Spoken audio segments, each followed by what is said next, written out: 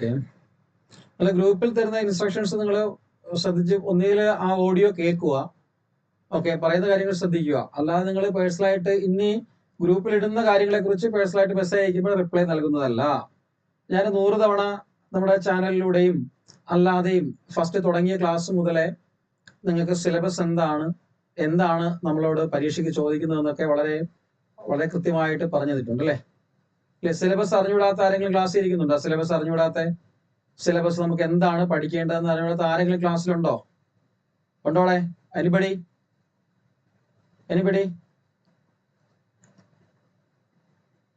ആരെങ്കിലും ക്ലാസ്സിലുണ്ടോ? സിലബസ് അറിഞ്ഞുകൂടാത്ത ഉണ്ടോ?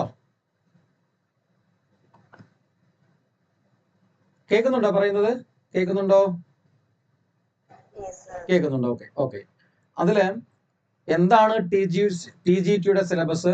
ആദ്യമേ ഒരു കാര്യം നിങ്ങൾ ഓർക്കുക, നമുക്ക് സബ്ജക്ട് ബേസ് പഠിക്കാനായിട്ടില്ല. റെയിൽവേയുടെ ടീച്ചർ പോസ്റ്റിന് സബ്ജക്ട് ബേസ് ഇല്ല. സബ്ജക്ട് ബേസ് ഉള്ളത് നിങ്ങൾ ലാബ് അസിസ്റ്റന്റ് പോലുള്ള എക്സാമിന് അപ്ലൈ ചെയ്തിട്ടുണ്ടെങ്കിൽ അതിന് മാത്രമാണ് സബ്ജക്ട് ബേസ് ആയിട്ടുള്ള എക്സാം വരുന്നത്. മറ്റുള്ള NVS പോലെയോ KVS പോലെയോ EMRS പോലെയുള്ള എക്സാംസ് അല്ല ഇത് എന്നുള്ള കാര്യം ഓർക്കുക. അതിന് ഞാൻ പറഞ്ഞായിരുന്നു, അതിൽ പ്രൊഫഷണൽ എബിലിറ്റി എന്ന് പറയുന്ന 50 മാർക്കാണ്, ജനറൽ അവയർനെസിന് 15 മാർക്കാണെന്നും ജനറൽ ഇന്റലിജൻസിനും 15 മാർക്കാണെന്നും മാത്തമെറ്റിക്സിനും ജനറൽ സയൻസിനും 10 മാർക്ക് വീതമാണെന്നും വളരെ കൃത്യമായിട്ട് പറഞ്ഞു തന്നിട്ടുള്ളതാണ്. അത് കഴിഞ്ഞിട്ട് ഞാൻ പറഞ്ഞു പ്രൊഫഷണൽ എബിലിറ്റി എന്ന് പറയുമ്പോൾ അത് എന്തൊക്കെയാണ് അതിൽ നിന്ന് ചോദിക്കുന്നത് എന്നുള്ള കാര്യവും വളരെ ഡീറ്റെയിലിംഗ് ആയിട്ട് എത്ര മാർക്കിന് അതിൽ നിന്ന് ചോദിക്കും എന്നുള്ളതും വളരെ കൃത്യമായിട്ടുള്ള സിലബസ് നിങ്ങൾക്ക് PDF സഹിതം അപ്ഡേറ്റ് ചെയ്തിട്ടുണ്ട്, വീഡിയോ സഹിതം അപ്ഡേറ്റ് ചെയ്തു തന്നിട്ടുണ്ട്. അതുകൂടാതെ പ്രൈമറി ടീച്ചറിന്റെ പ്രൊഫഷണൽ എബിലിറ്റിയിൽ ചെറിയ വ്യത്യാസങ്ങളുണ്ട്. നമ്മൾ ഒരു PGT-ക്കോ TGT-ക്കോ പഠിക്കുന്ന ലെവലിലുള്ള പ്രൊഫഷണൽ എബിലിറ്റി അല്ലെങ്കിൽ സൈക്കോളജി പഠിക്കേണ്ട, അത്രയും പഠിക്കേണ്ട, അല്ലെങ്കിൽ അതിനേക്കാളും കൂടുതലായിട്ട് പഠിക്കേണ്ടതായിട്ടുണ്ട് ചില ഭാഗങ്ങൾ, അങ്ങനെയും പറഞ്ഞു തന്നിട്ടുണ്ട്. രണ്ടും സെപ്പറേറ്റ് ആണ് പഠിക്കേണ്ടതെന്നും പറഞ്ഞു തന്നിട്ടുണ്ട്. എന്നാൽ രണ്ടിലുള്ള ഏകദേശം ഒരു കാര്യങ്ങൾ തന്നെയാണ്. പക്ഷെ കൂടുതലായിട്ട് നമ്മൾ PRT-യിലേക്ക് വരുമ്പോൾ, പ്രൈമറി ടീച്ചറിലേക്ക് വരുമ്പോഴത്തേക്ക് നിങ്ങൾ LP ക്ലാസ്സുകളിൽ പഠിപ്പിക്കാൻ, UP ക്ലാസ്സുകളിൽ പഠിപ്പിക്കാൻ എന്തൊക്കെയാണ് നിങ്ങൾ ആ തരത്തിലുള്ള എക്സാമിന് പഠിക്കുന്നത്, അതൊക്കെയാണ് PRT-യിൽ മെയിൻ ആയിട്ട് ഫോക്കസ് ചെയ്ത് ചോദിക്കുന്നത്. അതിനെപ്പറ്റി PRT-ക്ക് മാത്രമുള്ള ക്ലാസ് പറയുമ്പോൾ PRT-ക്ക് മാത്രമായിട്ടുള്ള ക്ലാസ്സുകൾ തരും. പ്രൊഫഷണൽ എബിലിറ്റിയുടെ PRT-ക്ക് മാത്രമായിട്ടുള്ള ക്ലാസ്സുകൾ തരും. അല്ലാതെ ഉള്ളപ്പോഴത്തേക്ക് മിക്സ് ചെയ്ത് തന്നെ വരും. ഇതിലുള്ള കാര്യങ്ങൾ മറ്റതിലും പഠിക്കാനുണ്ട്. ആ കാര്യങ്ങളിലേക്ക് വരുമ്പോൾ മിക്സ് ചെയ്ത് തന്നെയാണ് ക്ലാസ്സുകൾ പോയിക്കൊണ്ടിരിക്കുന്നത്. വളരെ ഡീറ്റെയിലിംഗ് ആയിട്ട് സിലബസ് പറഞ്ഞു തന്നിട്ടുള്ളതാണ്. അതിനെ ബേസ് ചെയ്താണ് നമ്മൾ ക്വസ്റ്റ്യൻ വർക്ക്ഔട്ട് ചെയ്തുകൊണ്ടിരുന്നത്. ഓക്കെ, ഇനി ആ സംശയമായിട്ട് വരുന്നത് പിന്നെ രണ്ടാമത്തെ ഒരു കേസ് എന്ന് പറയുന്നത് നമ്മുടെ ക്ലാസ്സുകളെ എങ്ങനെ കിട്ടുമെന്നുള്ളതാണ്. 100 തവണ പറഞ്ഞു, ഓഡിയോയിലൂടെയും വീഡിയോയിലൂടെയും ചാനലിലൂടെയും ക്ലാസ്സിലൂടെയും ഒക്കെ 100 തവണ പറഞ്ഞു. ഒന്നും കൂടി ലാസ്റ്റ് ആയിട്ട് പറയുന്നു, ക്ലാസ്സുകൾ ലഭ്യമാകുന്നത്, ലൈവ് ക്ലാസ്സുകൾ നിങ്ങൾക്ക് എപ്പോഴും ലഭ്യമാകുന്നത് ഈ ഗൂഗിൾ മീറ്റ് വഴി ലൈവ് ക്ലാസ്സുകൾ ലഭ്യമാകുകയും ലാസ്റ്റ് നമ്മൾ ഒരുവിധം പഠിച്ചു കഴിഞ്ഞാൽ നിങ്ങൾക്ക് മാരത്തോണായിട്ട് യൂട്യൂബ് വഴിയും ലൈവ് തരുന്നുണ്ട്. ഈ ലൈവ് തരുന്ന ക്ലാസ്സുകളെല്ലാം റെക്കോർഡ് അവൈലബിൾ ആയിരിക്കും. റെക്കോർഡായിട്ടുള്ള ക്ലാസ്സുകൾ അവൈലബിൾ ആണ്. ആ റെക്കോർഡ് ക്ലാസ്സുകളും നിങ്ങൾക്ക് യൂട്യൂബ് വഴി തന്നെയാണ് ലഭിക്കുന്നത്. അപ്പോഴും സംശയം ഉണ്ടാവും, നമ്മൾ പേ ചെയ്തവർക്കും പേ ചെയ്യാത്തവർക്കും യൂട്യൂബ് വഴി കിട്ടുമല്ലോ, അപ്പൊ നമ്മൾ പേ ചെയ്യണമായിരുന്നു. അങ്ങനെയല്ല. ആദ്യം എടുക്കുന്ന 1-2 മോഡൽ ക്ലാസ്സുകൾ ഫ്രീ ആയിട്ട് എല്ലാവർക്കും കാണത്തക്ക വിധത്തിൽ യൂട്യൂബിൽ അപ്ലോഡ് ചെയ്യുകയും പിന്നെ വരുന്ന ക്ലാസ്സുകളെല്ലാം അഡ്മിഷൻ ക്ലോസ് ആയി കഴിഞ്ഞാൽ നിങ്ങൾക്ക് പ്രൈവറ്റ് ആയിട്ടുള്ള RRB-യുടെ ടെലഗ്രാം ചാനൽ ഉണ്ട്. അതിന്റെ ലിങ്ക് നിങ്ങൾക്ക് അവൈലബിൾ ആക്കും. അപ്പോൾ നിങ്ങൾ ആ ലിങ്കിൽ ജോയിൻ ചെയ്ത് എല്ലാവരും ആ ചാനലിലേക്ക് വരികയും ആ ടെലഗ്രാം ചാനലിൽ നിങ്ങൾക്ക് എടുക്കുന്ന ഓരോ ദിവസത്തെ ക്ലാസ്സുകളും അന്നു തന്നെ അതിന്റെ ലിങ്ക് അതിൽ അപ്ലോഡ് ചെയ്യുകയും ചെയ്യും. അതനുസരിച്ച് നിങ്ങൾക്ക് ഇഷ്ടമുള്ള സമയത്ത് ആ ലിങ്ക് ഉപയോഗിച്ചുകൊണ്ട് നിങ്ങൾക്ക് ക്ലാസ് കാണുകയും പഠിക്കുകയും ചെയ്യാം. അതോടൊപ്പം തന്നെ ടെലഗ്രാം ചാനലിൽ നോട്ട്സുകൾ അഡ്വാൻസ് ആയിട്ട് അപ്ഡേറ്റ് ചെയ്യുകയും ചെയ്യും. വാട്സപ്പിൽ ഈ നോട്ട്സുകളും അതുപോലെ തന്നെ ക്ലാസ്സിന്റെ ലിങ്കുകളും വാട്സപ്പിലും അപ്ഡേറ്റ് ചെയ്യും. പക്ഷെ വാട്സപ്പിൽ അപ്ഡേറ്റ് ചെയ്യുമ്പോൾ നിങ്ങളുടെ ഫോണിൽ എന്തെങ്കിലും ഇഷ്യൂസ് വന്നു കഴിഞ്ഞാൽ നിങ്ങൾ ഗാലറിയിൽ നിന്ന് ഡിലീറ്റ് ചെയ്ത് പോകുമ്പോഴത്തേക്ക് അതും കൂടി പോകും. പക്ഷെ ടെലഗ്രാമിൽ അങ്ങനെയല്ല, അത് ജീവിതാവസാനം വഴി അതങ്ങനെ കിടക്കും. അതുകൊണ്ടാണ് അങ്ങനെ പറയുന്നത്. അപ്പൊ ഞാൻ 100 തവണ 3-4 തവണ നിങ്ങളുടെ ബാച്ചിൽ മെസ്സേജസ് തന്നു. നിങ്ങളുടെ ബാച്ചിൽ വീണ്ടും ചോദിക്കുകയാണ് ഓരോരുത്തരും. ഓരോ പുതിയ അഡ്മിഷൻ വരുമ്പോഴും വീണ്ടും ആ ഓഡിയോ ഇടുന്നു.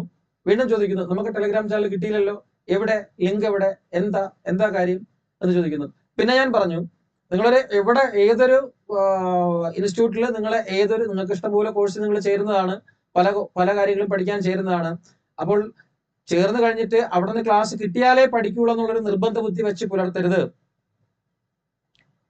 നിങ്ങളുടെ ടീച്ചർ എന്ന് പറഞ്ഞാൽ നിങ്ങൾക്കൊരു മെന്റർ മാത്രമാണ്. എപ്പോഴും സ്വന്തമായിട്ട് ആരൊരു സ്ട്രാറ്റജി കണ്ടെത്തി പഠിക്കുന്നോ അവർക്കാണ് ജോലി കിട്ടുന്നത്. ബാക്കിയുള്ള കിട്ടുന്നത് ഒരു ബോണസ് ആയിട്ട് നിങ്ങൾ പഠിക്കാൻ ഉപയോഗപ്പെടുത്തുക എന്ന് പറഞ്ഞാൽ അവിടെ നിന്നൊന്നും കിട്ടത്തില്ലെന്നല്ല. നമ്മൾ എത്രത്തോളം വർക്ക് ചെയ്യുന്നു എന്നനുസരിച്ചിരിക്കും പഠനം. നിങ്ങൾ കുറെയൊക്കെ പഠിച്ചിട്ടുണ്ട്, അതൊക്കെ റിപ്പീറ്റ് ചെയ്യൂ. ഞാൻ പറഞ്ഞു, ഒരു LDC സിലബസ്, ഒരു LDCയുടെ സിലബസ് പ്ലസ് സൈക്കോളജി ആണ് ഈ റെയിൽവേയുടെ എക്സാം എന്ന് പറയുന്നത്. അത് നിങ്ങൾ എത്രത്തോളം വർക്കൗട്ട് ചെയ്യുന്നോ, എത്രത്തോളം വർക്ക് ചെയ്യുന്നോ അതിനനുസരിച്ചിരിക്കും നിങ്ങളുടെ റിസൾട്ട് എന്ന് പറയുന്നത്. അല്ലാതെ ക്ലാസ് കിട്ടിയായിട്ട് ഇന്ന സാധനം സാറ് പഠിപ്പിച്ചു കഴിഞ്ഞിട്ടേ ഞാനത് തുറക്കത്തുള്ളൂ എന്നൊരു ആറ്റിറ്റ്യൂഡ് വെക്കരുത്. നിങ്ങൾ ഇത്രയൊക്കെ പഠിച്ചവരല്ലേ, ഒരു കാര്യം എടുത്തു കഴിഞ്ഞാൽ വായിച്ചു കഴിഞ്ഞാൽ മനസ്സിലാകാത്തത് എന്താ ഉള്ളേ? സമയം കിട്ടുമ്പോഴത് പഠിക്കണം, നോക്കണം. അതിന് ഡൗട്ട്സ് ഉണ്ടെങ്കിൽ കുറിച്ച് വെക്കുക. അടുത്ത ക്ലാസ് അല്ലെങ്കിൽ അതുമായിട്ട് ബേസ് ചെയ്തുള്ള ക്ലാസ് വരുമ്പോഴത്തേക്ക് സാറിനോട് ചോദിച്ചത് മനസ്സിലാക്കുക, സംശയങ്ങൾ ക്ലിയർ ചെയ്യുക. അല്ല, ക്ലാസ് കിട്ടിയാലേ നിങ്ങൾ HSC ആയിക്കോട്ടെ, RRB ആയിക്കോട്ടെ, ഏത് എക്സാം പഠിച്ചു കഴിഞ്ഞാലും നമ്മളെ കൊണ്ട് പറ്റുമെന്ന് തോന്നുന്ന ഒരു ഏരിയയിൽ നിന്ന് തുടങ്ങണം. മാത്സ് അറിഞ്ഞൂടാത്തവര് മാത്സിന്റെ ബാലപാഠങ്ങൾ പഠിച്ചു തുടങ്ങണം. 1, 2, 3 ദിവസം കൊണ്ട് നിങ്ങൾ പഠിക്കുകയാണെങ്കിൽ അതിന്റെ എല്ലാ കാര്യങ്ങളും പഠിച്ചെടുക്കാൻ പറ്റും, സിമ്പിളായിട്ട്. അത് ചെയ്യണം, തീർച്ചയായിട്ടും നിങ്ങൾ അത് ചെയ്യണം. ഓക്കെ, അപ്പൊ ഇതൊക്കെയായിരുന്നു സംശയങ്ങൾ, ഒത്തിരി സംശയങ്ങൾ, നിരവധി മെസ്സേജ്. ഞാൻ പലതിനും റിപ്ലൈ കൊടുത്തിട്ടില്ല. റിപ്ലൈ കൊടുക്കാത്തതിന്റെ കാരണം ഇതാണ്, മെസ്സേജ് ഇടുന്നുണ്ട്, കറക്റ്റ് കാര്യങ്ങൾ പറഞ്ഞു കൊടുക്കുന്നുണ്ട്, എന്നാലും വീണ്ടും ചോദിക്കും. ഓക്കെ, ഇനി നമുക്ക് ക്ലാസ്സിലേക്ക് വരാം.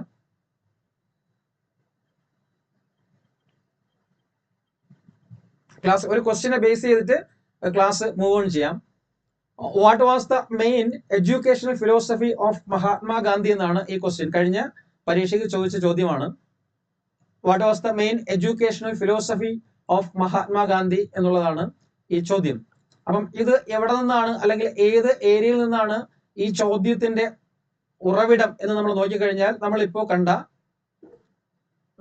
കണ്ട സിലബസ് ഞാൻ പറഞ്ഞപ്പോഴത്തേക്ക് സിലബസിലെ പ്രൊഫഷണൽ എബിലിറ്റി എന്ന് പറയുന്ന ഭാഗത്ത് ഫസ്റ്റ് പാർട്ട് 22 ചോദ്യം മുതൽ 28 ചോദ്യം വരെ മാർക്ക് വരെ ചോദിക്കുന്ന ഒരു ഏരിയ ഉണ്ട്. Philosophy of education, sociology and education in the Indian context, education, culture and human values, democracy and education, education and integration. ഇത്രയും ഏരിയയിൽ നിന്ന് ഏകദേശം മിനിമം 22 മാർക്കും മിനിമം 22 മാർക്കും മാക്സിമം 28 മാർക്കിനും നിങ്ങളോട് ചോദിക്കും. ആ ഏരിയയിലെ ഫസ്റ്റ് പാർട്ടായിട്ടുള്ള ഫിലോസഫി ഓഫ് എഡ്യൂക്കേഷൻ എന്ന് പറയുന്ന പാർട്ടിൽ നിന്നാണ് ക്വസ്റ്റ്യൻ. ഈ ഒരു ചോദ്യമല്ല, അതിന് താഴോട്ട് ഒരുപാട് ചോദ്യങ്ങളുണ്ട്. ആ ഒരു ചോദ്യമാണ് ഞാനിപ്പം നോട്ട് ചെയ്യുന്നത്. അതിൽ ഫിലോസഫി ഓഫ് എഡ്യൂക്കേഷൻ എന്ന് പറയുന്ന ഈ ഒരു ഏരിയ, അതിൽ വേരിയസ് സ്കൂൾസ് ഓഫ് ഫിലോസഫി പഠിക്കണം. Education according to Indian thinkers and western thinkers എന്ന് പറയുന്നത്. അപ്പൊ ഇത് കേൾക്കുമ്പോഴത്തേക്ക് PRTയിൽ പ്രൈമറി ടീച്ചറിന് അപ്ലൈ ചെയ്തവർ ചോദിക്കും, എന്നാൽ സാറേ നമുക്ക് അങ്ങനെ ഒരു ടോപ്പിക് തന്നിട്ടില്ലല്ലോ, നമുക്ക് അണ്ടർസ്റ്റാൻഡിങ് ദ ലേണർ എന്നുള്ള ഏരിയ ആണല്ലോ ഫസ്റ്റ് കിടക്കുന്നത്, പിന്നെ അണ്ടർസ്റ്റാൻഡിങ് ടീച്ചിങ് ലേണിംഗ് പ്രോസസ് ആണല്ലോ, പിന്നെ വരുന്നത് ലേണിംഗ് എൻവയോൺമെന്റ് ആണല്ലോ, പിന്നെ വരുന്നത് ലീഡർഷിപ്പ് ആണല്ലോ, പിന്നെ വരുന്നത് പെർസ്പെക്റ്റീവ് ഇൻ എഡ്യൂക്കേഷൻ ആണല്ലോ. ഇതാണല്ലോ ചോദിച്ചിരിക്കുന്നത്. അതിൽ തന്നെ ഈ ഫിലോസഫി എന്ന് പറയുന്ന ഒരു കാര്യത്തെ പറ്റി ഇവിടെ പരാമർശിക്കുന്നേ ഇല്ലല്ലോ. പറയുന്ന എയിംസ് ഓഫ് എഡ്യൂക്കേഷനും NEP 2020യും അതുപോലെ തന്നെ ചൈൽഡ് കെയറും കരിക്കുലവും സ്കൂൾ പെഡഗോജിയും അതുപോലെ തന്നെ ഗൈഡിങ് പ്രിൻസിപ്പിൾസും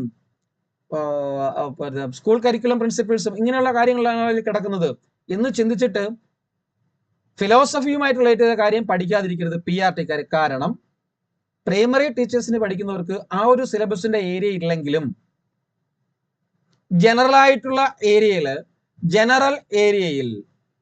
ജനറൽ സബ്ജക്റ്റ് പഠിക്കാനുള്ളിടത്ത് ഞാൻ പറഞ്ഞുതരാം. നിങ്ങൾക്ക് രണ്ടുപേർക്കും ഉള്ളത് സെയിം ആണ് ജനറൽ ഏരിയ എന്ന് പറയുന്നത്. ആ ജനറൽ ഏരിയ പഠിക്കാനുള്ള സ്ഥലത്ത് ഞാൻ പറയുന്നത് ആക്ച്വലി നിങ്ങൾ കേൾക്കുന്നുണ്ടോ? ഓക്കെ അല്ലേ എല്ലാവരും? കേൾക്കുന്നില്ലേ? കേൾക്കുന്നുണ്ടോ? അതേ ഞാൻ വെറുതെ പറയുകയാണോ? കേൾക്കുന്നുണ്ട്. Okay okay. അപ്പൊ ജനറൽ അവയർനെസ് എന്ന് പറയുന്ന ഏരിയയിൽ ഇവിടെ വരുന്നുണ്ട്. എല്ലാവർക്കും ഉള്ള കോമൺ ആയിട്ടുള്ള ഫാക്ട്സ് ആണ് ജനറൽ അവയർനെസ്. ജനറൽ അവയർനെസ് എന്ന് പറയുന്ന ഏരിയയിൽ 10 മാർക്കിന് ചോദിക്കുന്ന ഏരിയയിൽ knowledge of current affairs, CA പഠിക്കണം, ഇന്ത്യൻ ജിയോഗ്രഫി പഠിക്കണം, culture and history of India including freedom movement, അതോടൊപ്പം ഇന്ത്യൻ പൊളിറ്റി ആൻഡ് കോൺസ്റ്റിറ്റ്യൂഷൻ. ഈ ഒരു area culture and history of India including, അതായത് ഇന്ത്യയുടെ കൾച്ചറും ഹിസ്റ്ററിയും കൂടാതെ ഫ്രീഡം മൂവ്മെന്റ്സും ഇന്ത്യൻ പൊളിറ്റിയും ഇന്ത്യൻ കോൺസ്റ്റിറ്റ്യൂഷനും അവിടെ പഠിക്കണം. എല്ലാവർക്കും പഠിക്കേണ്ടതാണ്. ഇവിടെ പഠിക്കുമ്പോൾ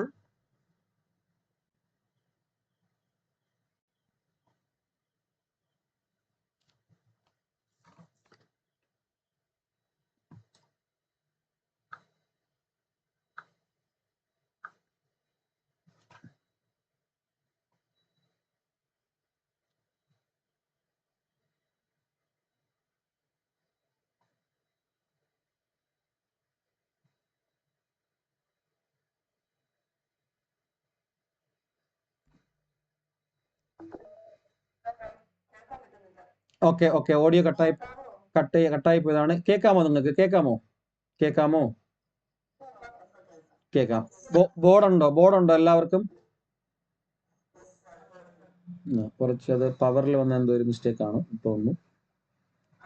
ഓക്കെ കേൾക്കാം. ഓക്കെ, അപ്പം ഞാൻ പറഞ്ഞ ഏരിയയിൽ ഇന്ത്യൻ കൾച്ചർ, ഇന്ത്യൻ കൾച്ചറും ഇന്ത്യൻ ഹിസ്റ്ററിയും പഠിക്കുമ്പോൾ അവിടെ നമുക്ക് ഫ്രീഡം മൂവ്മെന്റ്സ്, സ്വാതന്ത്ര്യ സമരവുമായി ബന്ധപ്പെട്ടിട്ടുള്ള കാര്യങ്ങൾ, അതുപോലെ തന്നെ ഇന്ത്യൻ രാഷ്ട്രീയ ചരിത്രം, അതുപോലെ തന്നെ ഇന്ത്യൻ ഭരണഘടന, ഇത്രയും കാര്യങ്ങളും അവിടെ പഠിക്കണം. ഏറ്റവും കൂടുതൽ ചോദ്യം ചോദിക്കുന്ന ഒരു ഭാഗമാണ്. അപ്പം ഇന്ത്യൻ ഹിസ്റ്ററി പഠിക്കുമ്പോൾ, ഇന്ത്യൻ ഫ്രീഡം പഠിക്കുമ്പോൾ, ഇന്ത്യൻ ഫ്രീഡം മൂവ്മെന്റ് പഠിക്കുമ്പോൾ, ഇന്ത്യൻ പൊളിറ്റി, ഇന്ത്യൻ രാഷ്ട്രീയം പഠിക്കുമ്പോൾ, ഇന്ത്യൻ ഭരണഘടന പഠിക്കുമ്പോൾ പ്രധാനമായിട്ടും നമ്മൾ പഠിക്കേണ്ട കുറേ ആൾക്കാരുണ്ട്, കുറേ സംഭവങ്ങളുണ്ട്. അത് തന്നെയാണ് എവിടെ കിടക്കുന്നത്? Philosophy of Indian education. അപ്പൊ ഞാൻ പറഞ്ഞു, ഇന്ത്യൻ പൊളിറ്റിയും നിങ്ങൾ പഠിക്കണം, ഇന്ത്യൻ കോൺസ്റ്റിറ്റ്യൂഷനും പഠിക്കണം, ഇന്ത്യൻ ഹിസ്റ്ററിയും പഠിക്കണം, ഇന്ത്യൻ കൾച്ചറും പഠിക്കണം. ഇത് നാലും പഠിക്കുമ്പോൾ അവിടെ വരുന്ന കാര്യങ്ങളാണ് ഈ ഫിലോസഫി ഓഫ് എഡ്യൂക്കേഷൻ എന്ന് പറയുന്ന ഭാഗത്ത് വരുന്ന കുറേ ആൾക്കാർ. ഫിലോസഫി ഓഫ് എഡ്യൂക്കേഷൻ എന്ന് പറയുന്നത് ഇന്ത്യൻ ദാർശനിക വിദ്യാഭ്യാസത്തെ കുറിച്ച് നമ്മൾ പഠിക്കുമ്പോൾ അവിടെ നമുക്ക് പഠിക്കാനായിട്ടുള്ള കുറേ ആൾക്കാരുണ്ട് അല്ലേ? അത് ഇന്ത്യയും പഠിക്കണം, അതുപോലെ തന്നെ പാശ്ചാത്യ ചിന്തകരെ കുറിച്ചും പാശ്ചാത്യ ദാർശനികന്മാരെ കുറിച്ചും പഠിക്കണം. ഓക്കെ, അപ്പം പാശ്ചാത്യ ദാർശനികന്മാരെന്ന് പറയുമ്പോഴത്തേക്ക് നമ്മൾ സാധാരണയായിട്ട് വിദ്യാഭ്യാസ ഫിലോസഫി, ഇന്ത്യൻ ഫിലോസഫിയെ കുറിച്ച് പഠിക്കുമ്പോൾ പ്ലേറ്റോ മുതൽ റൂസോ, അതുപോലെ തന്നെ പെസ്റ്റലോസി, അതുപോലെ തന്നെ ഫ്രോബല്, ഫ്രോബലുണ്ട്, മറിയ മോണ്ടിസോറി, ജോൺ ഡൂയി, ഇങ്ങനെയുള്ള പൗലോ ഫ്രയർ, ഇങ്ങനെയുള്ള പാശ്ചാത്യ ചിന്തകരെ കുറിച്ച് പഠിക്കണം. അതിനോടൊപ്പം തന്നെ various philosophy of Indian thinkers എന്ന് പറയുമ്പോഴത്തേക്ക് സ്വാമി വിവേകാനന്ദനിൽ തുടങ്ങി രവീന്ദ്രനാഥ ടാഗോർ, മഹാത്മാഗാന്ധി, അരവിന്ദ ഘോഷ്, അങ്ങനെ തുടങ്ങി പോകുന്ന പ്രധാനപ്പെട്ട എല്ലാ ചിന്തകന്മാരെ കുറിച്ചും നമ്മൾ ആ ഫിലോസഫിയിൽ പഠിക്കണം. പ്രധാനമായിട്ടും ഈ അരവിന്ദ ഘോഷിനെ പറ്റിയും രവീന്ദ്രനാഥ് ടാഗോറിനെ പറ്റിയും മഹാത്മാഗാന്ധിയെ കുറിച്ചും ഒക്കെയാണ് പ്രധാനമായിട്ടും പഠിക്കേണ്ടത്, നമ്മളോട് ചോദിക്കുന്നത്. അപ്പം ഇവരെല്ലാം എവിടെ വരുന്നുണ്ട്? ഇവരെല്ലാം ഇന്ത്യൻ ഹിസ്റ്ററിയിൽ വരുന്നുണ്ട്, ഇന്ത്യൻ സ്വാതന്ത്ര്യ സമര പ്രസ്ഥാനത്തിൽ വരുന്നുണ്ട്, ഇന്ത്യൻ പൊളിറ്റിയിൽ വരുന്നുണ്ട്. അവരുടെ ചിന്താധാരകള്, അവരുടെ ഫിലോസഫിസ്റ്റ് ആയിട്ടുള്ള ചിന്തകളെല്ലാം അവിടെയും വരുന്നുണ്ട്. എന്ന് പറഞ്ഞു കഴിഞ്ഞാൽ എഡ്യൂക്കേഷൻ ഫിലോസഫിയെ കുറിച്ച് നിങ്ങൾ പഠിക്കുമ്പോൾ അത് TGTക്ക് മാത്രമേ പറഞ്ഞിട്ടുള്ളൂ, അല്ലെങ്കിൽ അത് PGTക്ക് മാത്രമേ തന്നിട്ടുള്ളൂ എന്ന് വിചാരിച്ചിട്ട് PRTക്കാർ അത് നോക്കാതിരുന്നു കഴിഞ്ഞാൽ ചോദിക്കും.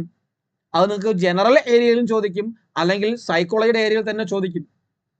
അത് ചോദിക്കാനുള്ള പ്രൊവിഷൻസ് അവിടെ ഉണ്ട്, ആ സിലബസിലുണ്ട്. മനസ്സിലായില്ലേ? അതുകൊണ്ട് രണ്ടും നോക്കണം. ഇപ്പൊ എക്സാമ്പിൾ ആയിട്ട് ഞാൻ ഇവിടെ ഇട്ട ചോദ്യം ഏതായിരുന്നു? നമ്മളിപ്പോ കണ്ടൊരു ചോദ്യം ഉണ്ടായിരുന്നല്ലേ,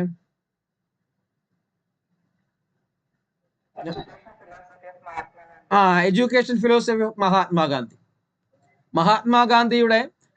മഹാത്മാഗാന്ധിയുടെ എഡ്യൂക്കേഷൻ ഫിലോസഫി, നമ്മൾ മഹാത്മാഗാന്ധിയുടെ എഡ്യൂക്കേഷൻ ഫിലോസഫിയെ പറ്റിയാണ് ഇവിടെ ചോദിച്ചിരിക്കുന്നതെങ്കിലും മഹാത്മാഗാന്ധിയുടെ എഡ്യൂക്കേഷൻ ഫിലോസഫി അല്ലെങ്കിൽ ദാർശനിക വിദ്യാഭ്യാസ ദാർശനിക ചിന്തയെപ്പറ്റി ചോദിച്ചുവെങ്കിലും നമ്മളത് പഠിക്കണമെങ്കിൽ, അത് അറിയണമെങ്കിൽ ഈ രണ്ടുപേരും മൂന്ന് കാറ്റഗറിയിലുള്ളവരും TGT ഉള്ളവരും PGT പഠിക്കുന്നവരും ഗാന്ധിജിയെ പറ്റി വ്യക്തമായിട്ട് ധാരണ ഉള്ളവരായിരിക്കണം.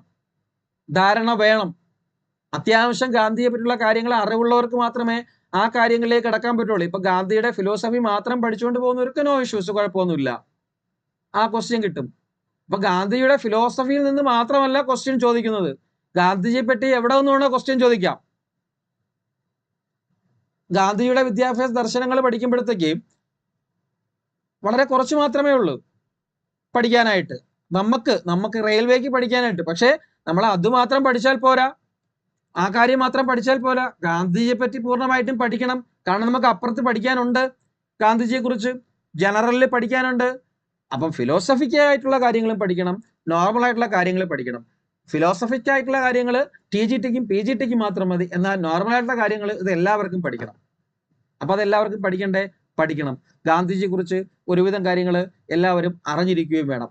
ഓക്കെ, അപ്പൊ നമുക്കിനി ഈ ക്വസ്റ്റ്യനിലേക്ക് കടന്നു വരാം. What was the main educational philosophy of Mahatma Gandhi എന്നുള്ളത് എന്താണ്? നിങ്ങൾക്ക് vocational education, basic education, technical education, higher education എന്നുള്ളതാണ് ഓപ്ഷൻ. ഇതിൽ നിന്ന് നമ്മുടെ ടോപ്പിക്കിലേക്ക് നമ്മൾ കിടക്കുകയാണ്. ഇന്ന് ഫസ്റ്റ് ക്ലാസ് സ്റ്റാർട്ട് ചെയ്യുകയാണ്. ഓക്കെ, അതിന്റെ ആൻസർ ഒന്ന് കണ്ടെത്തൂ. തിങ്ക് ചെയ്തിട്ട് അതിന്റെ ആൻസർ ഒന്ന് കണ്ടെത്തൂ.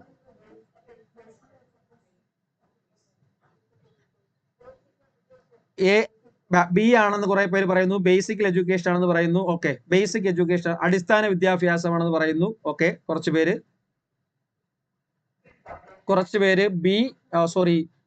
ബി പറയുന്നു. ഓക്കെ, കുറച്ചുപേര് ബി പറയുന്നു, ബേസിക് എഡ്യൂക്കേഷൻ എന്ന് പറയുന്നു. ഇനി അടുത്തത് കുറച്ചുപേര് എ എന്നും പറയുന്നു. ഇനി ടെക്നിക്കലും ഹയർ എഡ്യൂക്കേഷനും ഗാന്ധിജി മിണ്ടുന്നേ ഇല്ല എന്നാണോ പറയുന്നത്, അതോ മിണ്ടുന്നുണ്ടോ?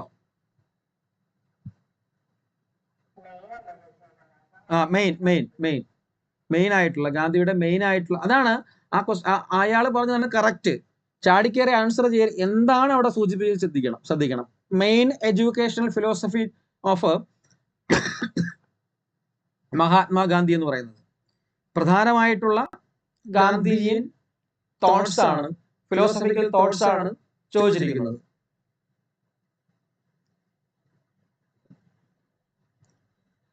ഏതാ ഉറപ്പിക്കുന്നത്?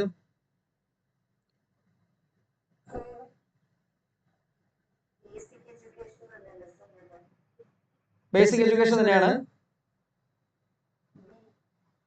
ബി. അപ്പൊ വൊക്കേഷണൽ എഡ്യൂക്കേഷൻ മെയിൻ ആയിട്ടുള്ളത് ഏതാണ്? ഏറ്റവും പ്രധാനമായിട്ടുള്ളത് ഏതാണ്? തിരിഞ്ഞു പോകരുത്, സംശയിക്കരുത്, ഒരു സംശയം വേണ്ട. എന്താണ്? വൊക്കേഷണൽ അല്ല. വൊക്കേഷണൽ വരും, പക്ഷെ കറക്റ്റ് ആയിട്ടുള്ള ആൻസർ ഏതാണ്? Basic education. നമ്മൾ പഠിച്ചിട്ടുണ്ട്.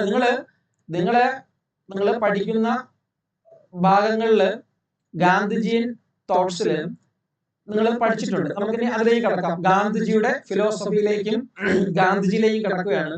ഫിലോസഫി വളരെ കുറച്ച് മാത്രമേ ഉള്ളൂ പറയുന്നുള്ളൂ.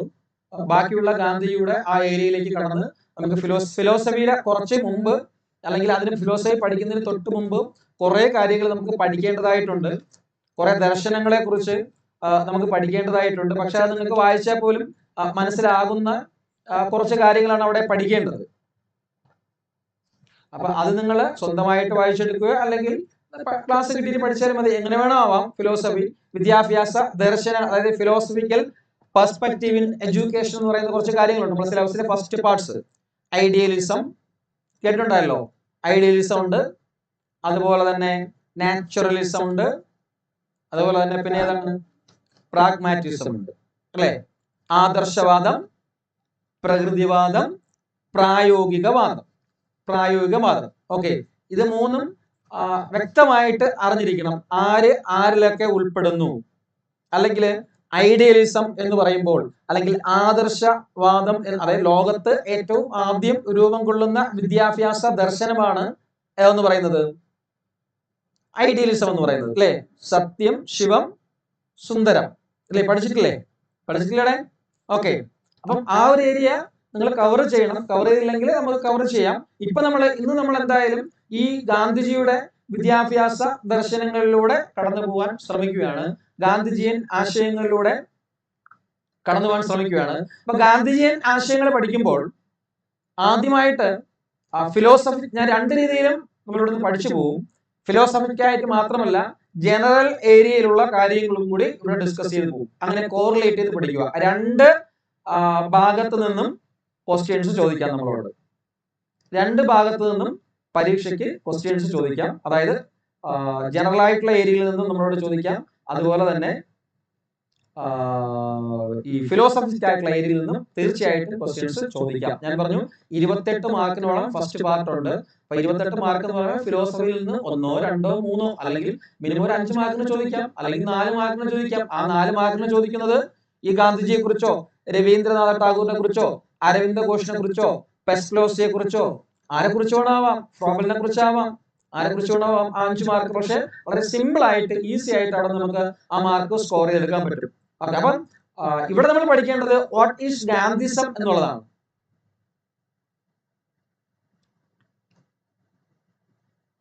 ഓക്കെ, അപ്പൊ ഗാന്ധിജിയുടെ ജീവിത ദർശനങ്ങൾ പഠിക്കുമ്പോൾ അങ്ങ് മാണ്ട് കടന്ന് പഠിക്കേണ്ട ഒരു കാര്യമില്ല. ആദ്യം ഗാന്ധിജിയെ കുറിച്ച് ജസ്റ്റ് ഒന്ന് മനസ്സിലാക്കുക അല്ലെ.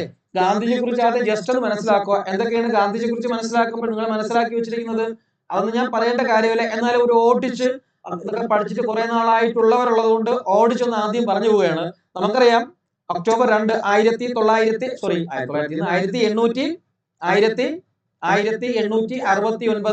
ഒക്ടോബർ മാസം 2-ാം തീയതി എവിടെ ജനിച്ചു? ഗുജറാത്തിലെ പോർബന്തറിലാണ് ജനിക്കുന്നത്. പിന്നെ പോർബന്തറിന്റെ പഴയ പേരറിയാമോ എന്താണെന്നുള്ളത്? ഓൾഡ് നെയിം ഓഫ് പോർബന്തർ അറിയാമോ എന്താണെന്ന്? ഓൾഡ് നെയിം ഓഫ് പോർബന്തർ എന്ന് വെച്ചാൽ സുധാമാപുരി. പഴയ PSCയുടെ ലാസ്റ്റ് ഇയർ ക്വസ്റ്റ്യൻ ആണത്, സുധാമാപുരി എന്ന് പറയുന്നത്. ഓക്കെ, അപ്പം കുട്ടിക്കാലത്ത് ഈ പോർബന്തറിൽ ജനിച്ച ഈ മോഹൻദാസ് കരംചന്ദ് ഗാന്ധി എന്നറിയപ്പെടുന്ന ഇദ്ദേഹത്തിന്റെ പേര് എന്തായിരുന്നു? മനു അല്ലെ. ഇതൊക്കെ കേട്ടിട്ടുണ്ടോ? ഫസ്റ്റ് കേൾക്കുകയാണോ? ഇതൊക്കെ ആദ്യം കേൾക്കുകയാണോ? അല്ല. ഓക്കെ, മനു എന്നല്ലെങ്കിൽ വേറൊരു പേരും ഉണ്ടായിരുന്നു. മനു അല്ലെങ്കിൽ മോനിയ എന്നൊക്കെ വിളിപ്പേരിൽ അറിയപ്പെട്ട ഒരാളായിരുന്നു മഹാത്മാഗാന്ധി എന്നറിയപ്പെടുന്നത്. ഓക്കെ, അതുപോലെ തന്നെ ഇദ്ദേഹത്തിന്റെ വിദ്യാഭ്യാസ കാലത്ത്, ഇദ്ദേഹം പഠിക്കുന്ന കാലത്ത് ഇദ്ദേഹത്തിന് അക്ഷര പരിശോധനയൊക്കെ നടത്തി. അതിൽ നമ്മളൊരു വാക്ക്, ഇദ്ദേഹം തെറ്റിച്ചൊരു വാക്കിനെ കുറിച്ച് നിങ്ങൾ കേട്ടിട്ടുണ്ടായിരിക്കും, കെറ്റിൽ അല്ലെ. കേട്ടിട്ടുണ്ടോ അങ്ങനെ? അത് പഴയ ക്വസ്റ്റ്യൻസ് ആണ്, റെയിൽവേക്കും എല്ലാത്തിനും ചോദിക്കുന്നുണ്ട്, പഴയ ക്വസ്റ്റ്യൻസ് ആണ്.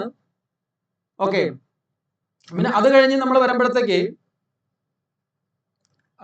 ഇദ്ദേഹം പഠിച്ചു, പഠനമൊക്കെ കഴിഞ്ഞു, ബാരിസ്റ്റർ, അതായത് വക്കീൽ ഉദ്യോഗമൊക്കെ നേടി. ഏകദേശം എന്താ പറയാ, അതായത് ഇന്ത്യയിലും പഠിച്ചു, ഇംഗ്ലണ്ടിലൊക്കെ പോയാണ് ഇദ്ദേഹം പഠിച്ചത്. പിന്നെ അവിടെ നിന്ന് നേരെ 1891 ആകുമ്പോഴേ, 91 കാലഘട്ടത്തിലാണ് ഇദ്ദേഹം വക്കീൽ ഉദ്യോഗമൊക്കെ നേടി, വക്കീൽ പഠനമൊക്കെ കഴിഞ്ഞ് തിരിച്ച് വീണ്ടും നാട്ടിലേക്ക് മടങ്ങുന്നത്. പിന്നെ നാട്ടിലേക്ക് വന്ന് ഏകദേശം 1893 കാലഘട്ടം വരെ ഗാന്ധിജി ഇന്ത്യയിലാണ് വക്കീലായിട്ട് പ്രവർത്തിച്ചിരുന്നത്. അങ്ങനെ 1893 ഇന്ത്യ 93 കാലഘട്ടത്തിൽ ഇന്ത്യയിൽ വക്കീലായിട്ട് തുടരുന്ന കാലഘട്ടത്തിലാണ് ഗാന്ധിജി എന്താണ് നമ്മുടെ ദാദാ അബ്ദുള്ള ആൻഡ് കമ്പനി അല്ലെ, ദാദ അബ്ദുള്ള ആൻഡ് കമ്പനി. ഈ കമ്പനിയിലെ ഇന്ത്യയിലുള്ള ദാദ അബ്ദുള്ള ആൻഡ് കമ്പനിയിൽ വർക്ക് ചെയ്യുന്ന കാലത്താണ്, അല്ലെങ്കിൽ ആ സ്ഥാപനത്തിൽ വർക്ക് ചെയ്യുമ്പോഴാണ് അവരുടെ ഒരു കേസ് വാദിക്കാനായിട്ട് ഗാന്ധിജി എവിടെ പോകുന്നത്? ആദ്യമായിട്ട് എങ്ങോട്ടേക്ക് പോകുന്നത്? ദക്ഷിണാഫ്രിക്ക, സൗത്ത് ആഫ്രിക്കയിലേക്ക് പോകുന്നത്. ഫസ്റ്റ് സൗത്ത് ആഫ്രിക്കയിലേക്ക് പോകുന്നത്. ഓക്കെ. പിന്നെ അങ്ങനെ സൗത്ത് ആഫ്രിക്കയിൽ പോകുന്ന കാലത്താണ്, സൗത്ത് ആഫ്രിക്കയിൽ പോയിട്ടാണ് ഗാന്ധിജി അവിടെ ഒരു തീവണ്ടിയിൽ നിന്നും പുറത്താക്കിയ സംഭവം കേട്ടത് നിങ്ങൾക്ക് അറിയാം. ഏത് സ്റ്റേഷനിലാണ്? പീറ്റർ മാരിറ്റ്സ്ബർഗ് അല്ലേ? പീറ്റർ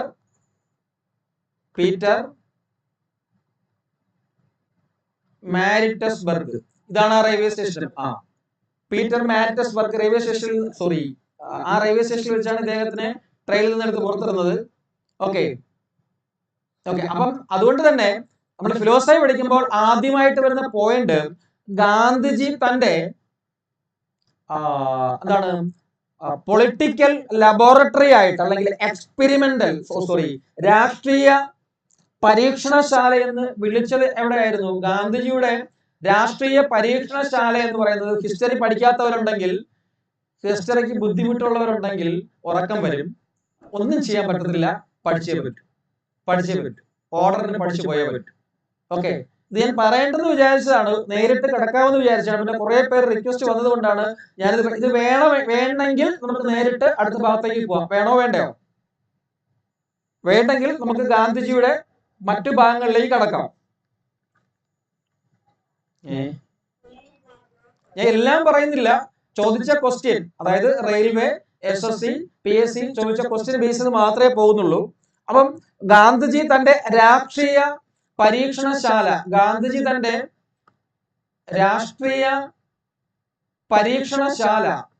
രാഷ്ട്രീയ പരീക്ഷണശാല പൊളിറ്റിക്കൽ ലബോറട്ടറി എന്ന് വിളിച്ചത് എവിടെയാണ്?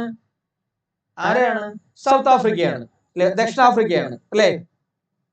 ഇനി ഇന്ത്യയിലെ, അപ്പൊ ഇവിടുത്തെ ചോദ്യം, ഗാന്ധിജി തന്റെ രാഷ്ട്രീയ പരീക്ഷണശാല, പൊളിറ്റിക്കൽ ലബോറട്ടറി എന്ന് വിശേഷിപ്പിച്ചത് സൗത്ത് ആഫ്രിക്കയാണ്. പക്ഷെ ഇവിടെ നിന്ന് ഒരു ക്വസ്റ്റ്യൻ നമ്മളെ തെറ്റിക്കാനായിട്ട് ചോദിക്കും. നമ്മൾ ആലോചിക്കാതെ ആൻസർ ചെയ്ത് അടുത്തൊരു ക്വസ്റ്റ്യൻ ചോദിക്കും, ഇന്ത്യയിലെ രാഷ്ട്രീയ പരീക്ഷണശാല എന്ന് ഗാന്ധി വിശേഷിപ്പിച്ചത്.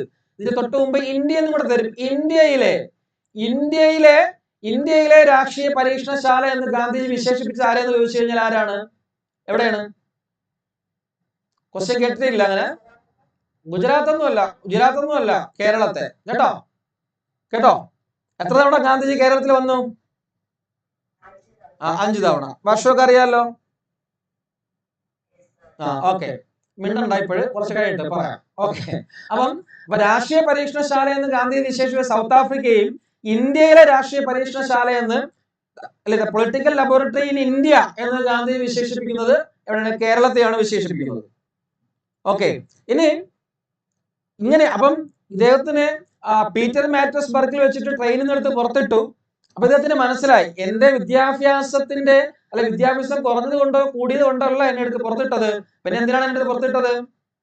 അപ്പാർത്തൈഡ് കാരണമാണ് അല്ലേ? അന്ന് വളരെ അപ്പാർത്തൈഡ് എന്ന് പറഞ്ഞാൽ അറിയാലോ, വർണ്ണ വിവേചനം നിലനിന്നിരുന്ന ഒരു കാലഘട്ടമാണ് അത് അല്ലേ? അതായത് നീഗ്രോസ് എന്നും വൈറ്റ് മാൻ എന്നും വിളിക്കുന്ന ആ ഒരു കാലഘട്ടം.